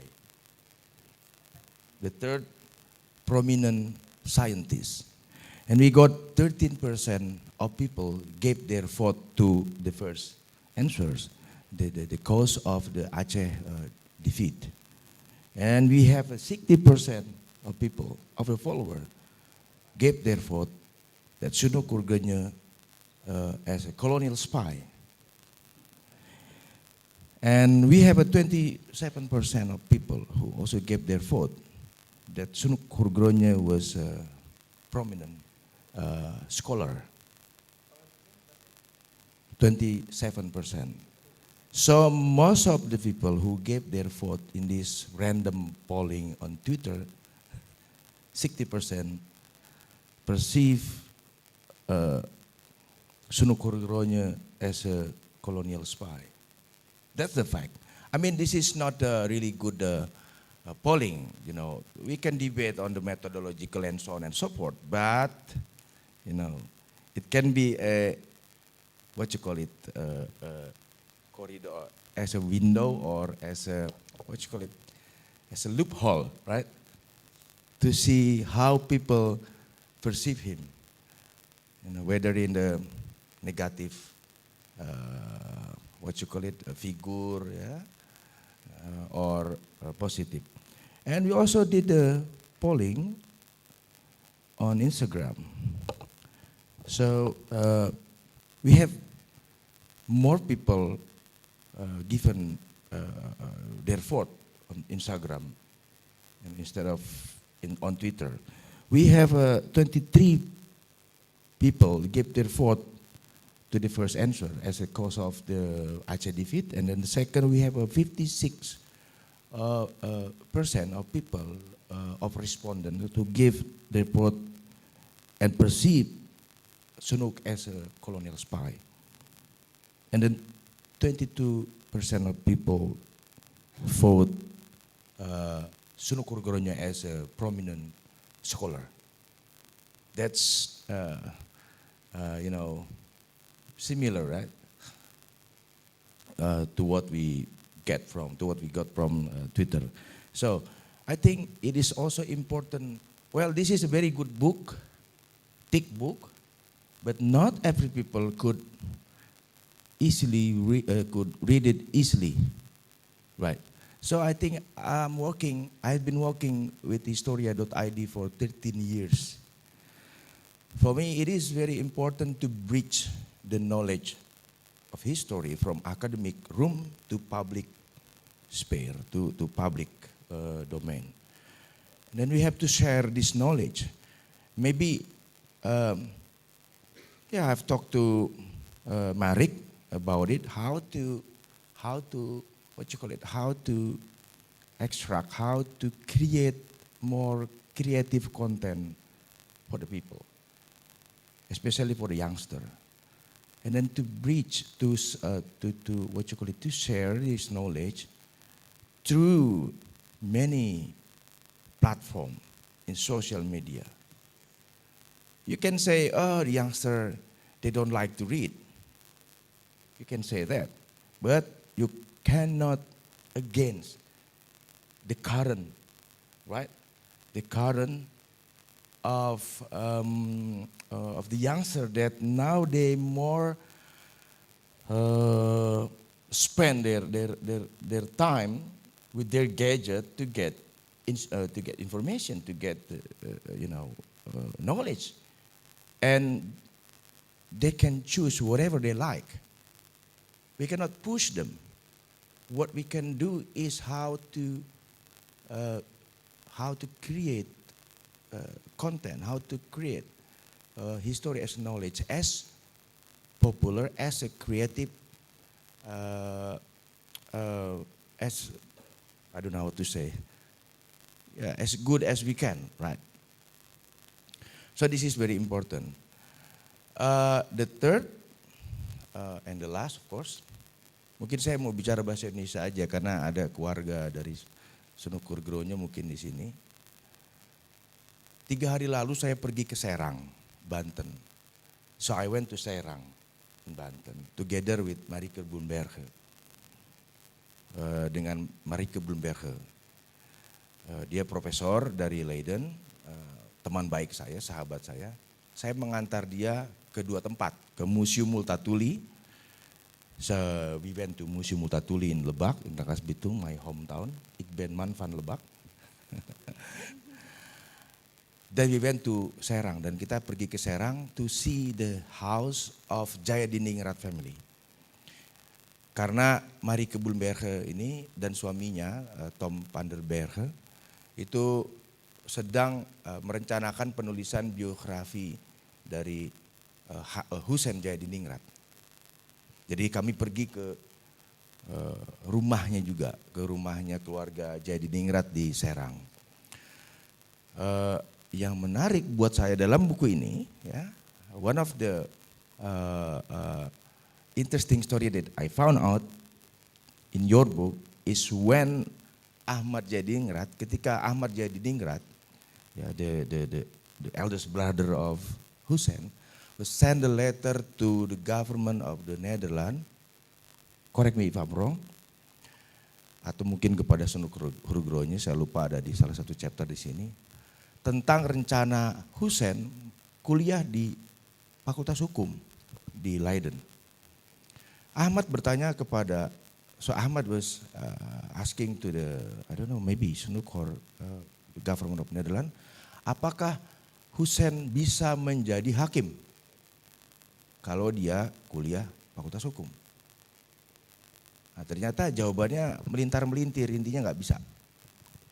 Dan ada semacam kalimat di sini dari orang Belanda, bisa cek sendiri ya. Untuk bela diri saya nggak mau jadi spoiler lah gitu. Cek, padahal saya lupa. Jawabannya kira gini, bagaimana kita bisa menyerahkan jabatan hakim kepada orang yang istrinya 4? Bagaimana kita bisa menyerahkan jabatan ini kepada orang yang dididik ya dari culture yang lemah lah gitu kira-kira ya. Ini sangat menarik bagi saya. Pertama, pendekatan apa yang kita bisa lihat dari dialog ini? Satu, pendekatan yang sangat rasialistis saya pikir. Sangat rasialis. Yang kedua, ya yang penuh prejudice, penuh dengan diskriminasi. Yang kedua adalah kalau Hussein menjadi anak angkat dari Snouck Hurgronje, keluarga Jadiningrat ini, bagaimana bisa Jadiningrat keluarga ini yang diadopsi, bukan keluarga lain? Karena apa? Karena keluarga ini keluarga ningrat, priai. Dan ini memperlihatkan dimensi lain dari kolonialisme adalah apa? Segregasi kelas. So, what you call it? It's like intertwined between the race and the class. It also remind me of a novel written by Nico Fink, also published by Obor. Ya, saya selalu memuji Obor karena terjemahannya bagus. Ini bagus terjemahannya. Ibu Suhu. Nico Fink itu menceritakan, masih ada waktu ya, sedikit ya. Di dalam cerita Nico Fink itu, judulnya Seija, buku itu, diceritakan bagaimana, sebetulnya novel sastra, bagaimana seorang perempuan yang itu ibunya namanya si Brigye, tapi karena orang Indonesia mungkin nggak bisa nyebut how to pronounce si Brigye, so dia bilang Seija, jadi mirip-mirip kayak Seija Dinda, Seija. Nah si Seija ini itu sebetulnya ibunya datang dari keluarga kelas bawah di Belanda, working class people, dan mereka punya harapan yang besar terhadap kesuksesan revolusi dari Peter Jelles Tulstra.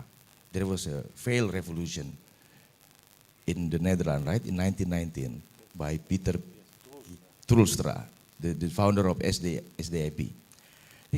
Keluarga ini punya harapan bahwa Peter Jelles Tulstra akan berhasil melakukan revolusi sehingga hidupnya orang Belanda yang kere itu, yang miskin itu, sana juga banyak Belanda miskin kan. Waktu itu ya, sekarang kaya-kaya lah. Hidupnya baik, bagaimana? Ternyata gagal. Kemudian karena putus cinta dan segala macam, maka si Seija ini kecewa dan mencari peruntungan pergi ke Hindia Belanda. So Seija, she was decide to seek the fortune in Indonesia and working as a teacher. Kemudian dia naik kapal dari Rotterdam. Di kapal itu deknya kan dibagi 3. Kelas 3 untuk babu, untuk binatang, untuk semacam. Ya. Kelas 2, so the second class is for ya orang kelas bawah Belanda kayak si Seija dan yang lain-lain. Dan the first class of course for the elite, for the hoge ambtenaar. Nah, kelihatan bahwa di kapal itu ya orang Belanda pun terjadi ada segregasi kelas. Ya. Ketika kapal itu mulai memasuki Indonesia, memasuki Andaman, kemudian masuk ke Sumatera, masuk ke Indonesia, gestur dari orang yang duduk di kelas 2 berubah. Itu Belanda-Belanda di kelas working class, dari lower class of society. They change their attitude. Yeah, of course not all of them, but some of them they change their attitude. Karena apa? They feel like they superior. They white, tall, handsome, sharp nose. They feel like, oh, we are the superior. Walaupun di Belandanya mereka kelas bawah. Itu karena dia merasa race-nya. Nah, dari sini kita lihat apa yang terjadi, bagaimana hubungan kompleks dari kolonial ini. Ya kan? Nah, karena saya ngomong hubungan kompleks, saya mau jawab Kang Jajang. Kita memang penting melihat sejarah secara kronologis, tapi juga sangat penting melihat sejarah secara kontekstual. Dan seringkali cara pandang kita terhadap sejarah ditentukan dari cara pandang dan pengalaman kita di hari ini.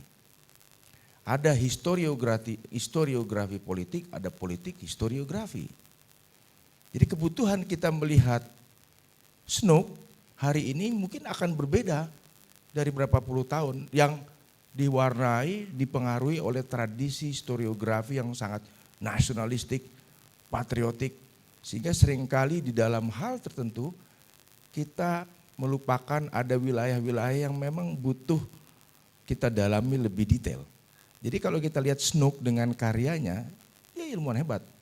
Oleh karena itu kita tempatkan ini dari konteksnya seperti apa, supaya kita juga tidak menggebiah uyah atau making generalization ya kepada figur tertentu dalam sejarah, dan lebih penting adalah bagaimana membagikan pengetahuan ini kepada publik supaya stigma itu enggak terus menerus. Ya kan? Kita ini kan kena penyakit stigma semua. Contoh misalkan Aidit itu terlibat dalam peristiwa sejarah penculikan 17 Agustus itu ya, Soekarno-Hatta. Tapi gara-gara 65 dia dihilangin namanya gitu. Enggak adil kan? Sama dengan tokoh lain sebetulnya.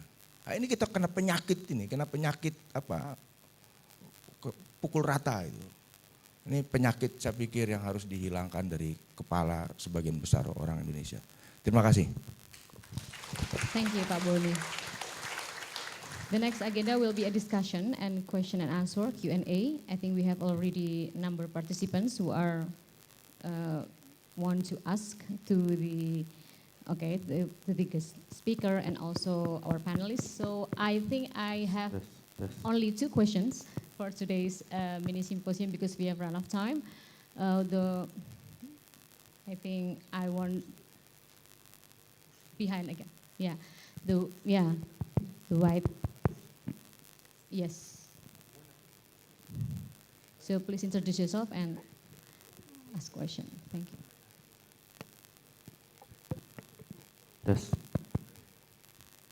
Thank you very much. So my name is Anggi Azuri. I'm a student in IIU, International Islamic University, Indonesian International Islamic University. Can you please raise your voice? Your voices? Yeah. Yeah, is it here? Okay. So my name is Anggi Azuri. I'm a student in Indonesian International Islamic University. My question will be a bit off because I specifically work on Islamic law, and I'm currently writing on Hurgronje thought on Islamic law and adat law. So the premise is that I want to be short, but it's a bit difficult. But my question begins with some premises. So the first one that I think Hurgronje, he really a bit culturalist instead of universalist. That's why he determined and distinct between the adat law and the true Islamic law, which I found is very reformist idea. But in reality, he defended the adat law over the Islamic law. Again, it's while being a bit reformist, but he's again at this point with being someone who are really culturalists. So my question will be, my argument is that Hurgronje is a culturalist, will be supported by answering this question, and this will be the question. Question is, whom Hurgronje studied under during his time in Hijaz? Mostly, whether Salafist tendency or reformist or even traditionalist. And this is still out of my reading, so I hope some of speakers can clarify on this issue. Thank you. Okay, could you please answer, probably Professor Wim? And Yeah, I think he studied among many people in Mecca. You asked the question under which people he studied. I think there are many people he studied. He was in the Grand Mosque already very soon in the first days, and he took lessons of all the great scholars over there. I can't answer the question whether they were reformist or traditionalist.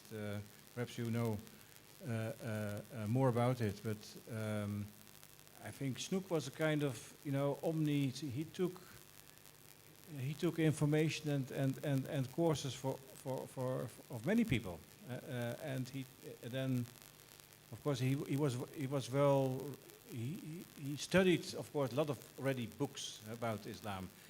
So before he went to Mecca, he already studied a lot on Islam, and he thought this is not enough. I think this is the also the question about Adat and Islam. He thought you can study in Leiden sitting in a room reading text. His professors were only doing that. They were sitting in a room reading text, and they thought, okay, if you read text, you know how life is in Arabia or in Indonesia. And he thought, oh, this is rather strange. So I want to go myself to Arabia first, and then, well, he wanted to go to Indonesia. But he was, of course, already had his PhD in Islamic topic. So he was already, he read already himself a lot of text. And then he came to Mecca and took lessons of everyone who was there, and then took his own judgment. And there, what I already said, he thought it was very normal that you have a combination of local customs and Islamic tradition, so to say. So you really have this combination, and he explained it again. He explained that to this Dutch audience by showing Christianity is also very different in Europe if you go to the south, north, east, west, because it's always it is also a combination of Adat, European Adat, or Italian Adat in a way, and so it's very normal that you have this multi-facet Islam. Yeah, I think I had some points. I think what Snouck Hurgronje discovered when he was in Mecca is just to look at the profile of ulama of Indonesia. That's why he wrote a lot about Nawir al-Bantani, the way he became a respected alim during his stay in Mecca, and a lot of Japanese people who kissed his hand, everything. So his knowledge about Adat and Islam is not from Mecca actually. He got the enrichment of this idea from his experience in Java and Aceh. So he talked about how people in Aceh is very much actually influenced by Adat instead of Islam, he said, and I think Java as well. So from that opinion, he said that, well, actually, it's not Islam actually. Islam is only influenced when Adat accept it. So Islamic law will not influence the people except the Adat confirm or affirm that. So that's why, for instance, I think in the case of Minangkabau, for instance, the case of Minangkabau is very interesting because the Islamic law about inheritance working well, properly in Minangkabau because it's adat matrilineal. And it has become long debate in the ulama of Minangkabau from 19th century until 12th century. So that's the case, I think, in some cases. But then there are a lot of critical opinion from scholars that this is not true because there are a lot of, actually, if you go deep into adat, there are a lot of Islamic element within that. And adat was not being, but also becoming. And the process of becoming, there's like Islamic influence within that process. But I think there's one point I want to emphasize that in the case of Snouck Hurgronje, why the idea is become powerful, because I think his good relationship with Van Hees, yes, the governor, yes, Gajenas governor, and become the general governor of Dutch East India. I think that's a kind of relationship between his idea and the power of Van Hees. And he's very admire him, I think. Because there are a lot of complaints of Snouck Hurgronje. Oh, it's very difficult, his idea about Hajj, for instance. It's not so much followed by the colonial government, but when Van Hees, who admire him actually, and to some extent, I think Snouck Hurgronje also contribute to his nomination as the Hajj governor, and that's why there's a kind of cooperation very well between Snouck Hurgronje idea, scholar, and political advisor, or political power, sorry.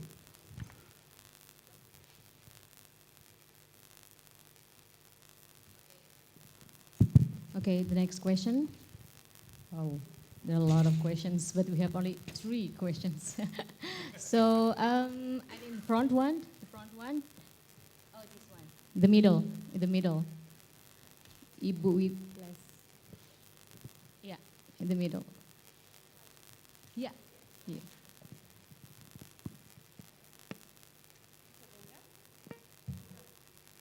Lebih dekat begini? Oh, bisa.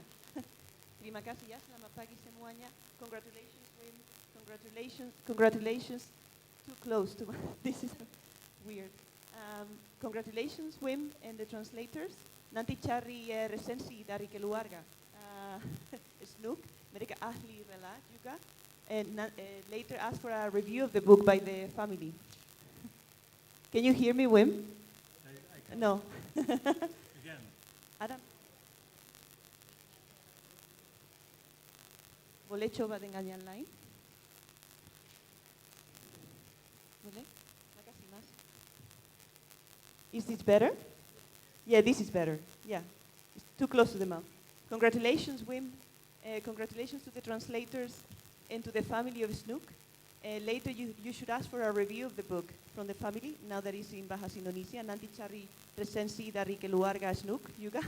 Mereka orang ahli rela juga, jadi begitu.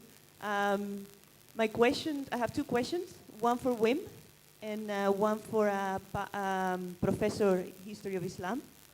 And saya orang dari Universitas Leiden, Assistant Professor Politik Lingkungan, tapi pertanyaan beda, bukan tentang lingkungan. Question for Wim, sorry. Wim, I wonder if your book engages in any way with the women behind Snouck, not only as emotional in relationship, but as informants and a source of knowledge. I heard, I was discussing this with my colleague Elena as well, that even in Mecca he had a concubine. And they are also sources of knowledge. It's not just their relationships, also their children as well. And whether you engage with it, the sources engage with it, or whether you plan to do it in the future, volume 2, tribute to the women behind, because Snouck also was marrying people to access places and access, in a way, also for love, of course. You can have both. You can be a researcher who cares about research and also loves their informants, right? And the question for Professor History of Islam, the quote about medieval Islam broke my heart.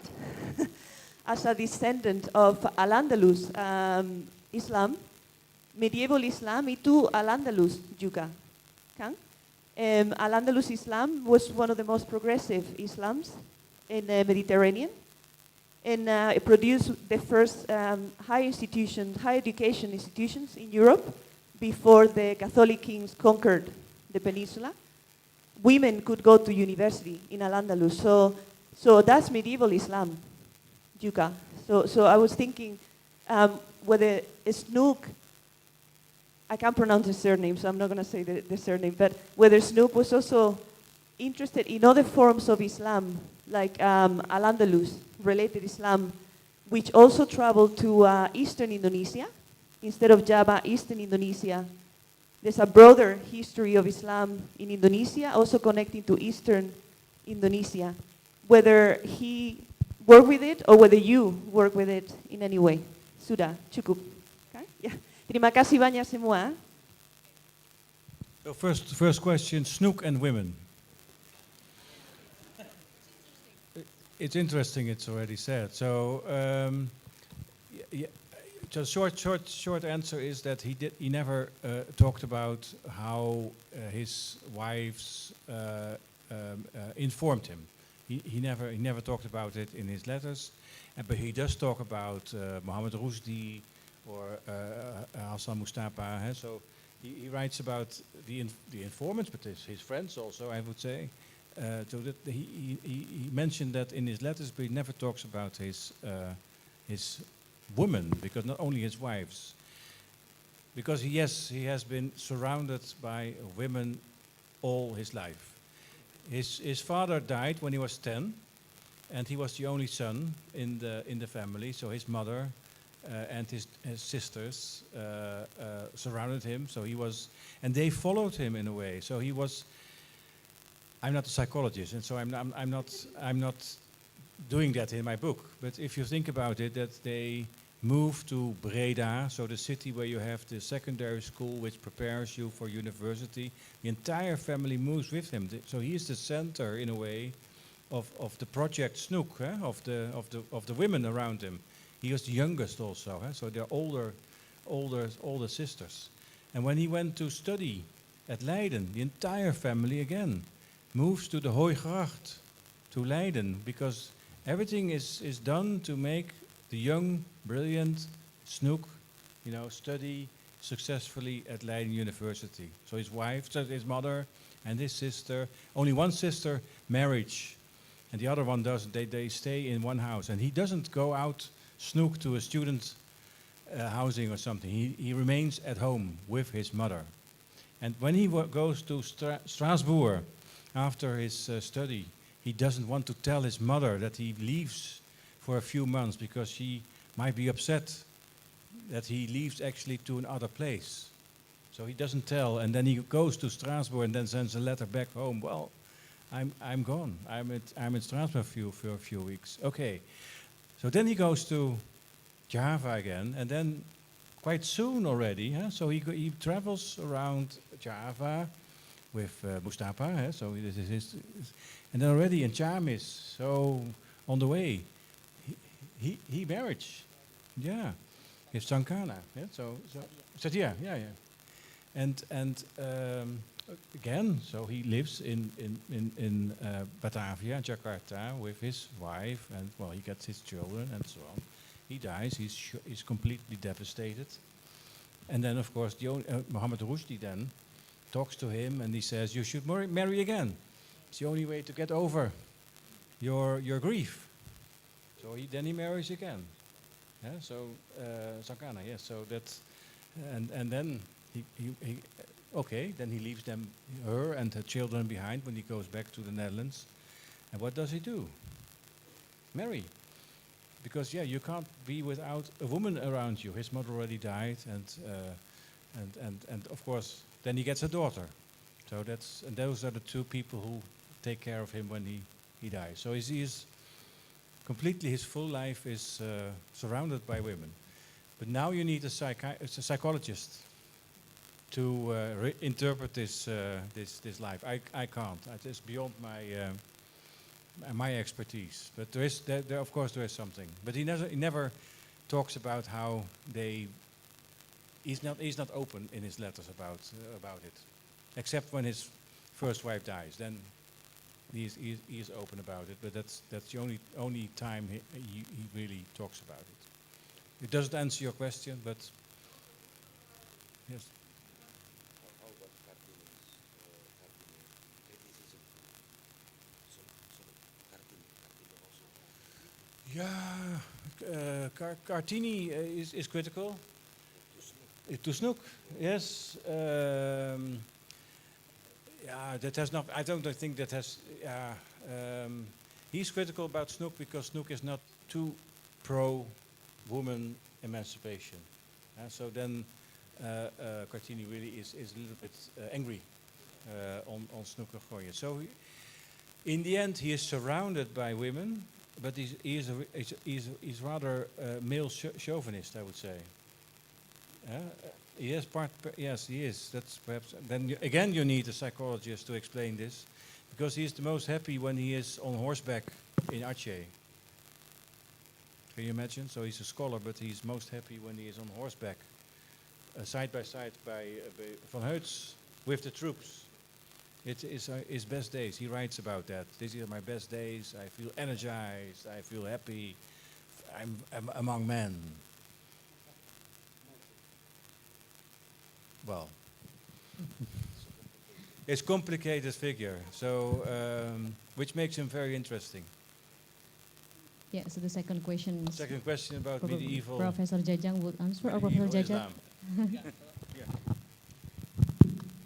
Ya, saya menambahkan sedikit dari Pak Prof. Wim di surat Hasan Mustafa itu. Jadi Hasan Mustafa tadi disebut Rushdie dipercaya oleh Snouck setelah Snouck pulang ke Leiden itu untuk memberikan terus-menerus kabar, ya, kabar kesehatan, kabar sekolah, pekerjaan.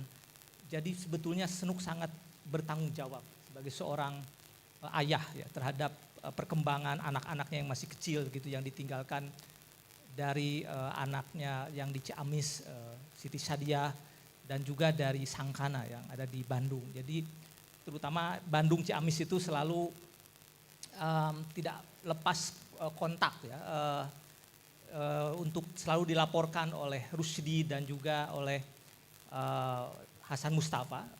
Saya dapatkan ada 17 surat yang di Hasan Mustafa itu selalu menyebut anak-anak Snouck dengan sangat eksplisit, ya, memperlihatkan betapa perhatiannya sangat besar, ya, terhadap Emma, kemudian Umar, kemudian Yusuf juga disebut. Jadi ini sangat tidak di luar ekspektasi selama ini, bahwa tuduhan meninggalkan keluarga itu ternyata tidak juga melepaskan tanggung jawab sebagai seorang ayah yang tulus, ya, yang bahkan memberikan banyak juga kiriman donasi untuk anak-anak yang ditinggalkan itu. Dan tentu saja setahu saya surat-surat juga terus berlangsung antara keluarga Snouck dengan Snouck sendiri, ya. Ya, di Leiden ada beberapa surat yang saya pernah lihat tuh, kalau nggak salah dari anak Snouck juga gitu, ya. Demikian. The second questions probably. Second question? Yeah, I mean. Oh, that's about yeah, the Al-Andalus. Andalusian Islam.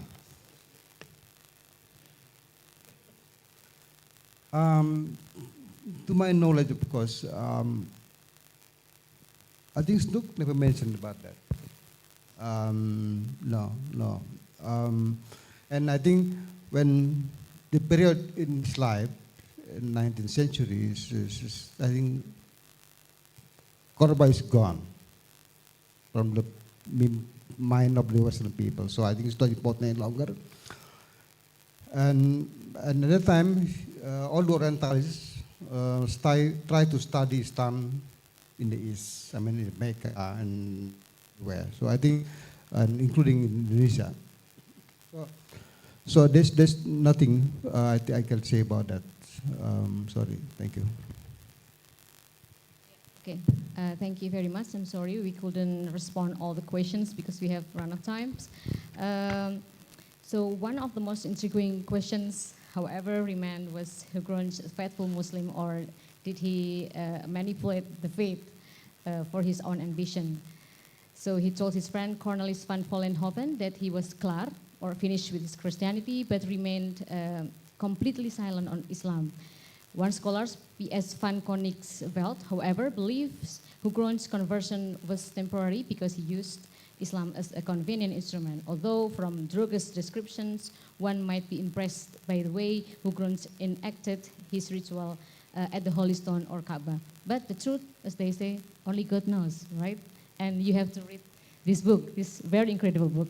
So thank you very much for the participations today. Our panelists are available for a few minutes if you'd like to ask to speak with them. Thank you once again. And please, another round for applause to our guest speakers and all of us. And now I would like to hand it over to MC. Thank you. Assalamualaikum warahmatullahi wabarakatuh.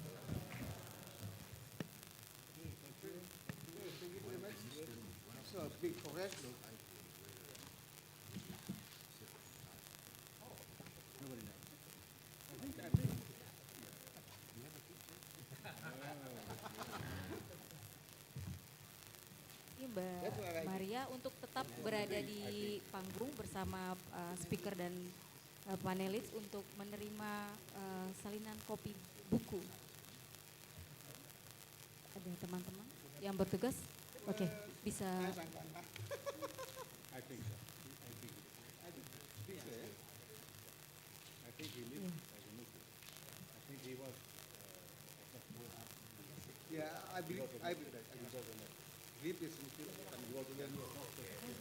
Kenapa? Iya, kami mohon untuk para speaker dan juga panelis serta Mbak Maria untuk menerima buku yang diserahkan oleh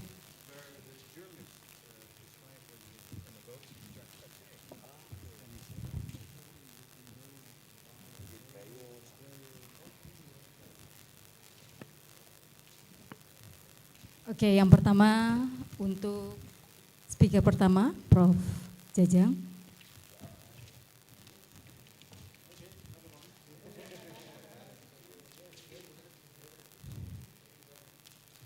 Yang kedua untuk Prof. Jajar.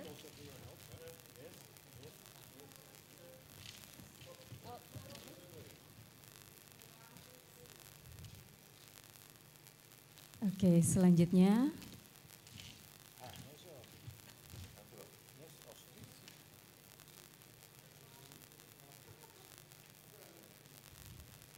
baik, terakhir untuk moderator.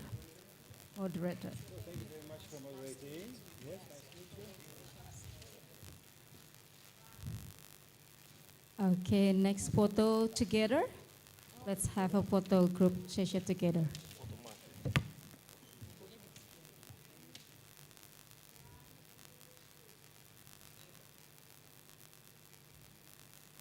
Thank you for all the speaker and panelists and also moderator. Mr. Wim, I shall you to keep on the stage. Mr. Wim.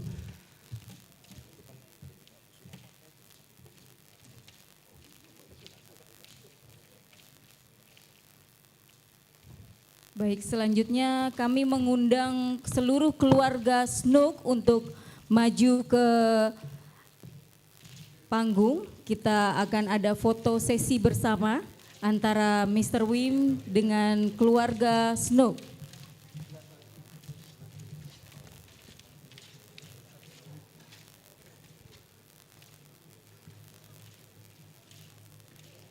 Ya, kami mengundang seluruh keluarga Snouck untuk maju ke gimana?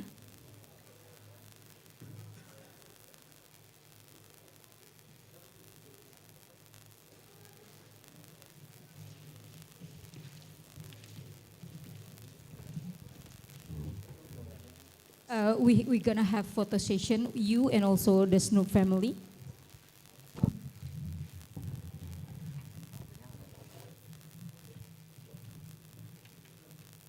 There's no photo, okay. Tapi udah pada maju gitu gimana? Iya, gimana? Okay. Please wait for a while.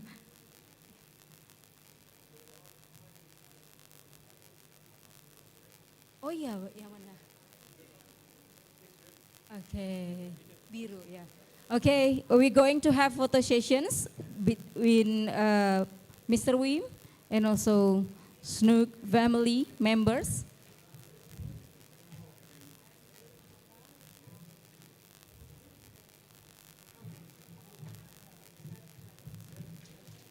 Okay. Sangat. Okay. Wow.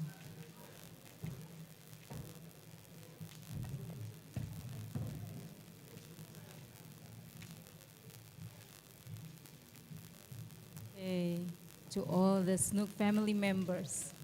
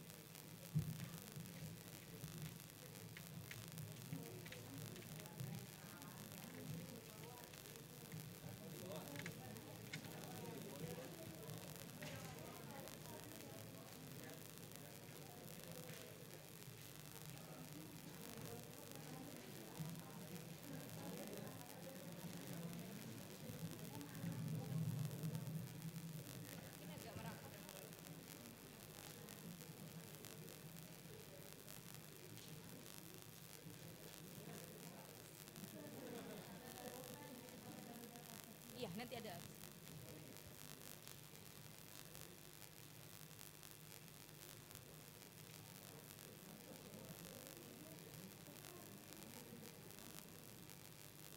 Okay.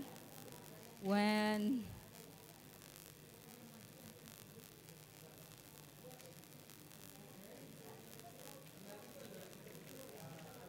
Oh, coba.